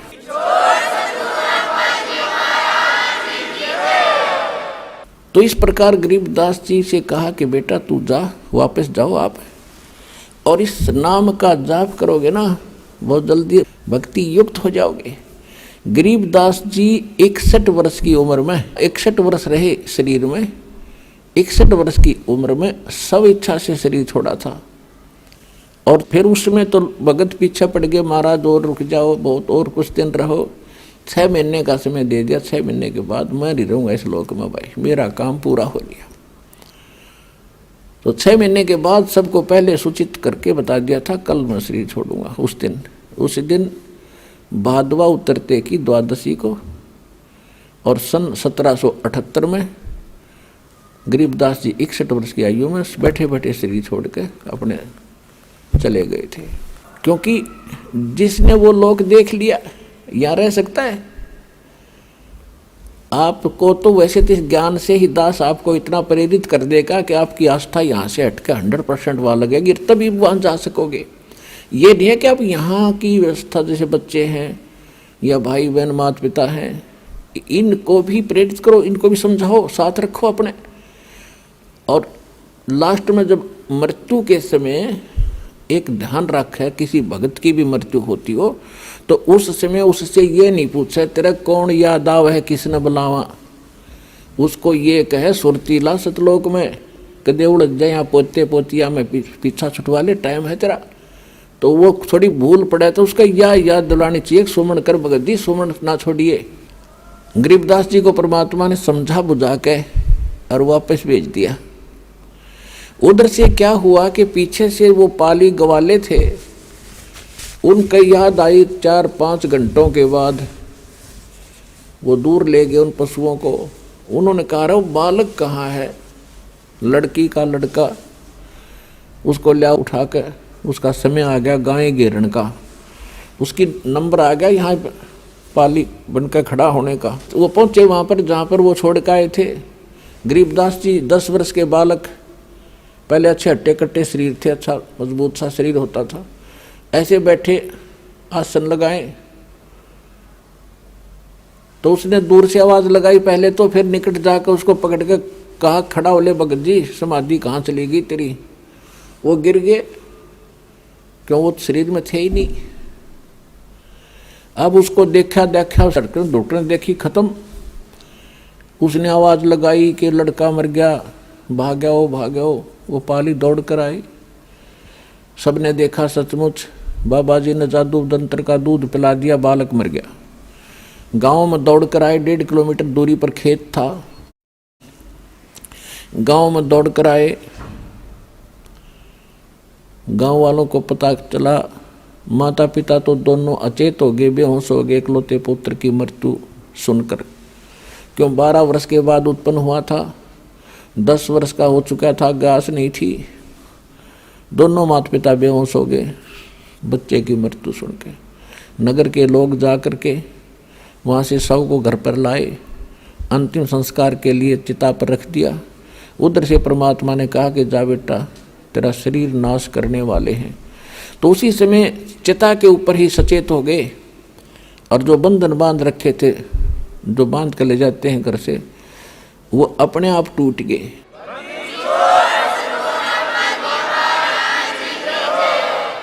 और खड़ा होते ही नीचे उतर आए, उतर कर चल पड़े, और ये वाणी बोलने लगे। जो गरीबदास जी की वाणी का हम पाठ करते हैं, दास उन्हीं की वाणी को अधिक आधार बनाकर आपको ज्ञान सुनाता है। अजब नगर में ले गए हमको सतगुरु आने, जल के बिंब अगाध गति वासुते चादर ताले। पर पटन व परलोक है जहाँ अदली सतगुरु सारे। भक्ति हेत से उतरे पाया हम दीदारे। अब इस भाषा को गांव वाले नहीं समझ सकते, और जो मालिक ने उनके अंदर वो ज्ञान फीड कर दिया तो करना ही था कंप्यूटर की तरह, फिर वो बोलने लग गए। क्योंकि परमेश्वर ने कहा था कि बर्म में पंथ में, गरीबदास वाले पंथ में, उस पंथ के प्रवर्तक द्वारा मेरी महिमा की वाणी प्रकट होएगी। वो तो होनी ही थी। और फिर परमेश्वर ने यह भी कहा कि उस बर्म में पंथ में, गरीबदास वाले पंथ में जब वो चल चुका होगा तो उसमें फिर मैं स्वयं आऊँगा और सभी पंथों को खत्म करूँगा। इस ज्ञान से मेरे बच्चों को एक करूँगा, सभी एक होंगे, सबका मोक्ष करूँगा। तो उसी गरीबदास वाले पंथ में ये दास भेज रखा। उस परमपिता ने अपना दास भेज दिया, अपना नौकर भेज दिया। पूरी भक्ति विधि, पूरा कंप्लीट कोर्स, पूरी पावर देकर आपको मोक्ष कराने का पूरा प्रबंध दे करके दास को भेज रखा है। ये 100 प्रमाणित समझ लेना, सच समझना।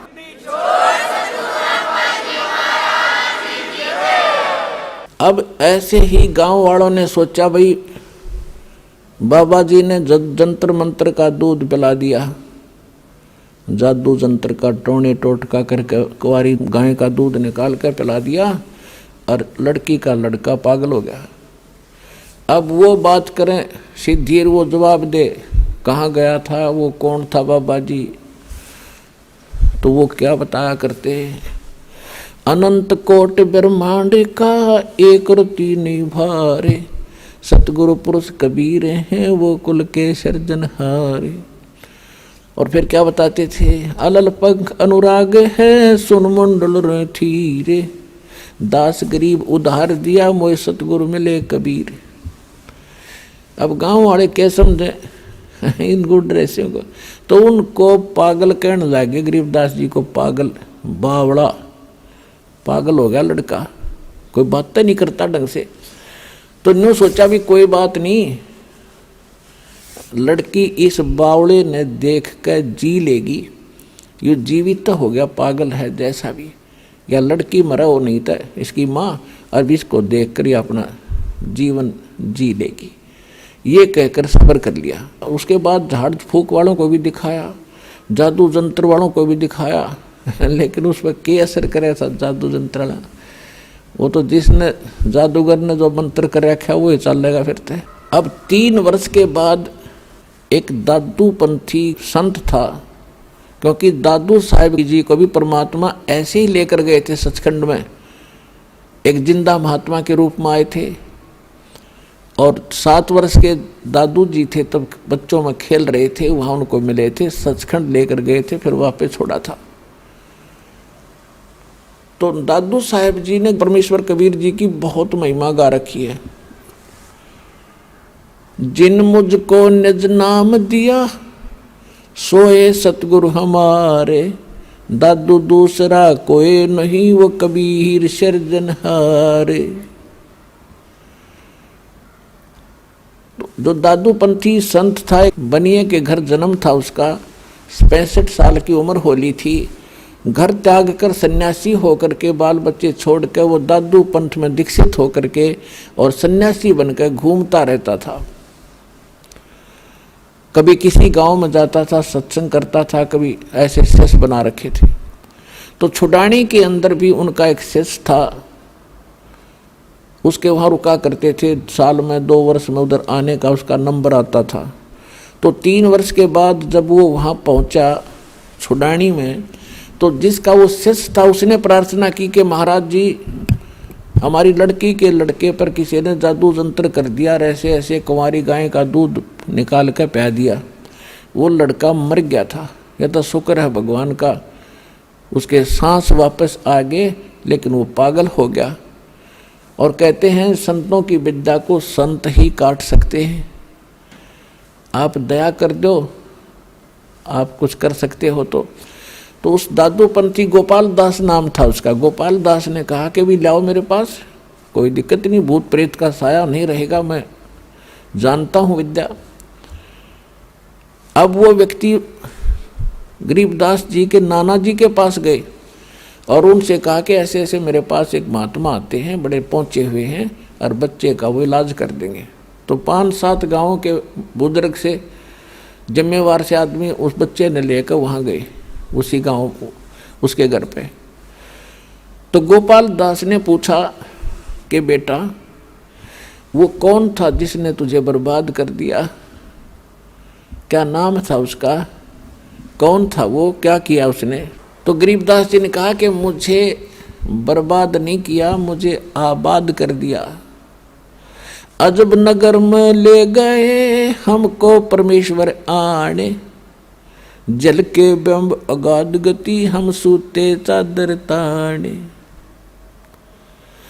हम सुल्तानी नानक तारे दादू को उपदेश दिया, जात जुलाहा भेद न पाया वो काशी माहे कबीर हुआ। अनंत कोट ब्रह्मांड का एक रति नहीं भारे, सतगुरु पुरुष कबीर हैं ये कुल के सिरजनहार। काफी देर तक गरीबदास जी ने वह अमृतवाणी की बौछार लगा दी। अब गोपाल दास का होश हवास उड़ गए कि गांव वाले इसने पागल कहे, अरे तेरा गजब हो, ये तो अनमोल रतन से भरे पड़े हैं ये बच्चे, ऐसी अनमोल वाणी, ऐसा ज्ञान मेरे हृदय में टच कर रहा है मुझे, एक एक वाणी इसकी। तो कहने लगा वो 65 साल का महात्मा उन बुजुर्गों को कहने लगा, गांव वालों ये बावड़ा को नहीं, ये बावड़ा नहीं है, बावड़े तो तुम हो जो इसको समझ नहीं पा रहे। और वो 65 साल का बुजुर्ग एक 13 वर्ष के बच्चे के आगे हाथ जोड़ कर खड़ा हो गया। अन्नू के महाराज जी यह वाणी लिखवा दो, यह वाणी लिखवा दो तो अनमोल रतन है जाता, कलयुग में जीवों का उद्धार करेगी, वाणी लिखवा दो। अब गरीबदास जी चल पड़े उठ के उसको पक्का करने के लिए। गांव वालों ने सोचा बाबा जी का भी असर हो गया इसमें, तो बुरी है बला है कि गरीबदास में, कई बाबा जी भी पागल हो गया, इस पे भी असर हो गया इस बच्चे वाले संकट का। वो तो संकट देखा था उन्होंने, संकट मोचन थे वह।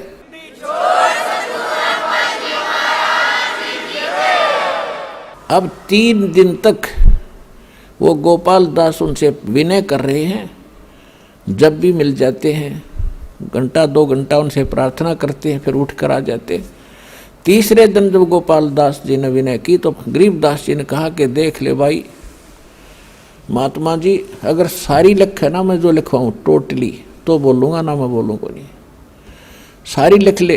क्योंकि वो लिखना जानता था, गरीबदास जी अशिक्षित थे। तो गोपाल दास लिखा करते थे, गरीबदास जी 13 वर्ष के बालक बोला करते थे।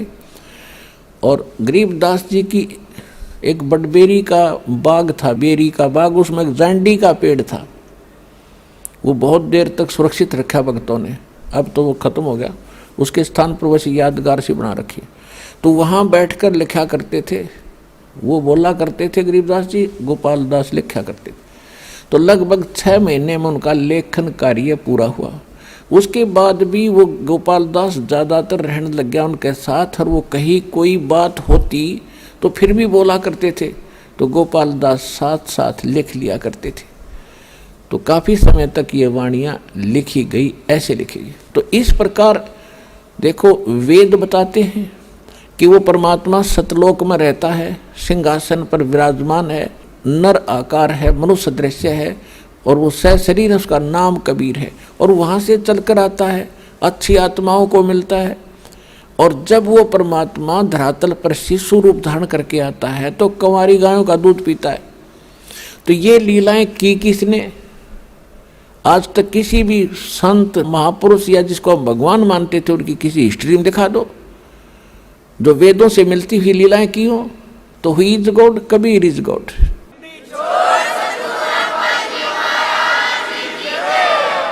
तो वेद बताते हैं और वही लीला परमात्मा ने की है, और आंखों देखा संत बताते हैं। और अब भी विश्वास ना होगा तो फिर कब होगा? यानी विश्वास तो होगा ही होगा, लेकिन जो ना सुनते उन्हें एक बार ये कड़वा सा लगे है, और फिर देखना कितना मीठा होगा। तो आज का जो विषय था कि परमात्मा पर विश्वास हम कैसे करें, कि वहाँ कैसा लोक है, कैसा स्थान है। तो गरीबदास जी ने कहा है, अरस कुरस पर श्वेत गुमट है, ता परमेश्वर का डेरा। श्वेत छत्र सिर मुकुट विराजय, देखत ना उस चेहरे नू। गरीबदास ये वक्त जात है, रोवोगे इस पैरे नू। कि समय जा रहा है, इस मनुष्य जीवन को प्राप्त करके यदि भक्ति सत्य नहीं की, पूर्ण संत की तलाश नहीं की, तो फिर रोया करोगे, उस समय फिर हाथ नहीं लगेगा। तो समझा है तो सर धर पाओ और बहुर नहीं रे, ऐसा था। सत साहिब।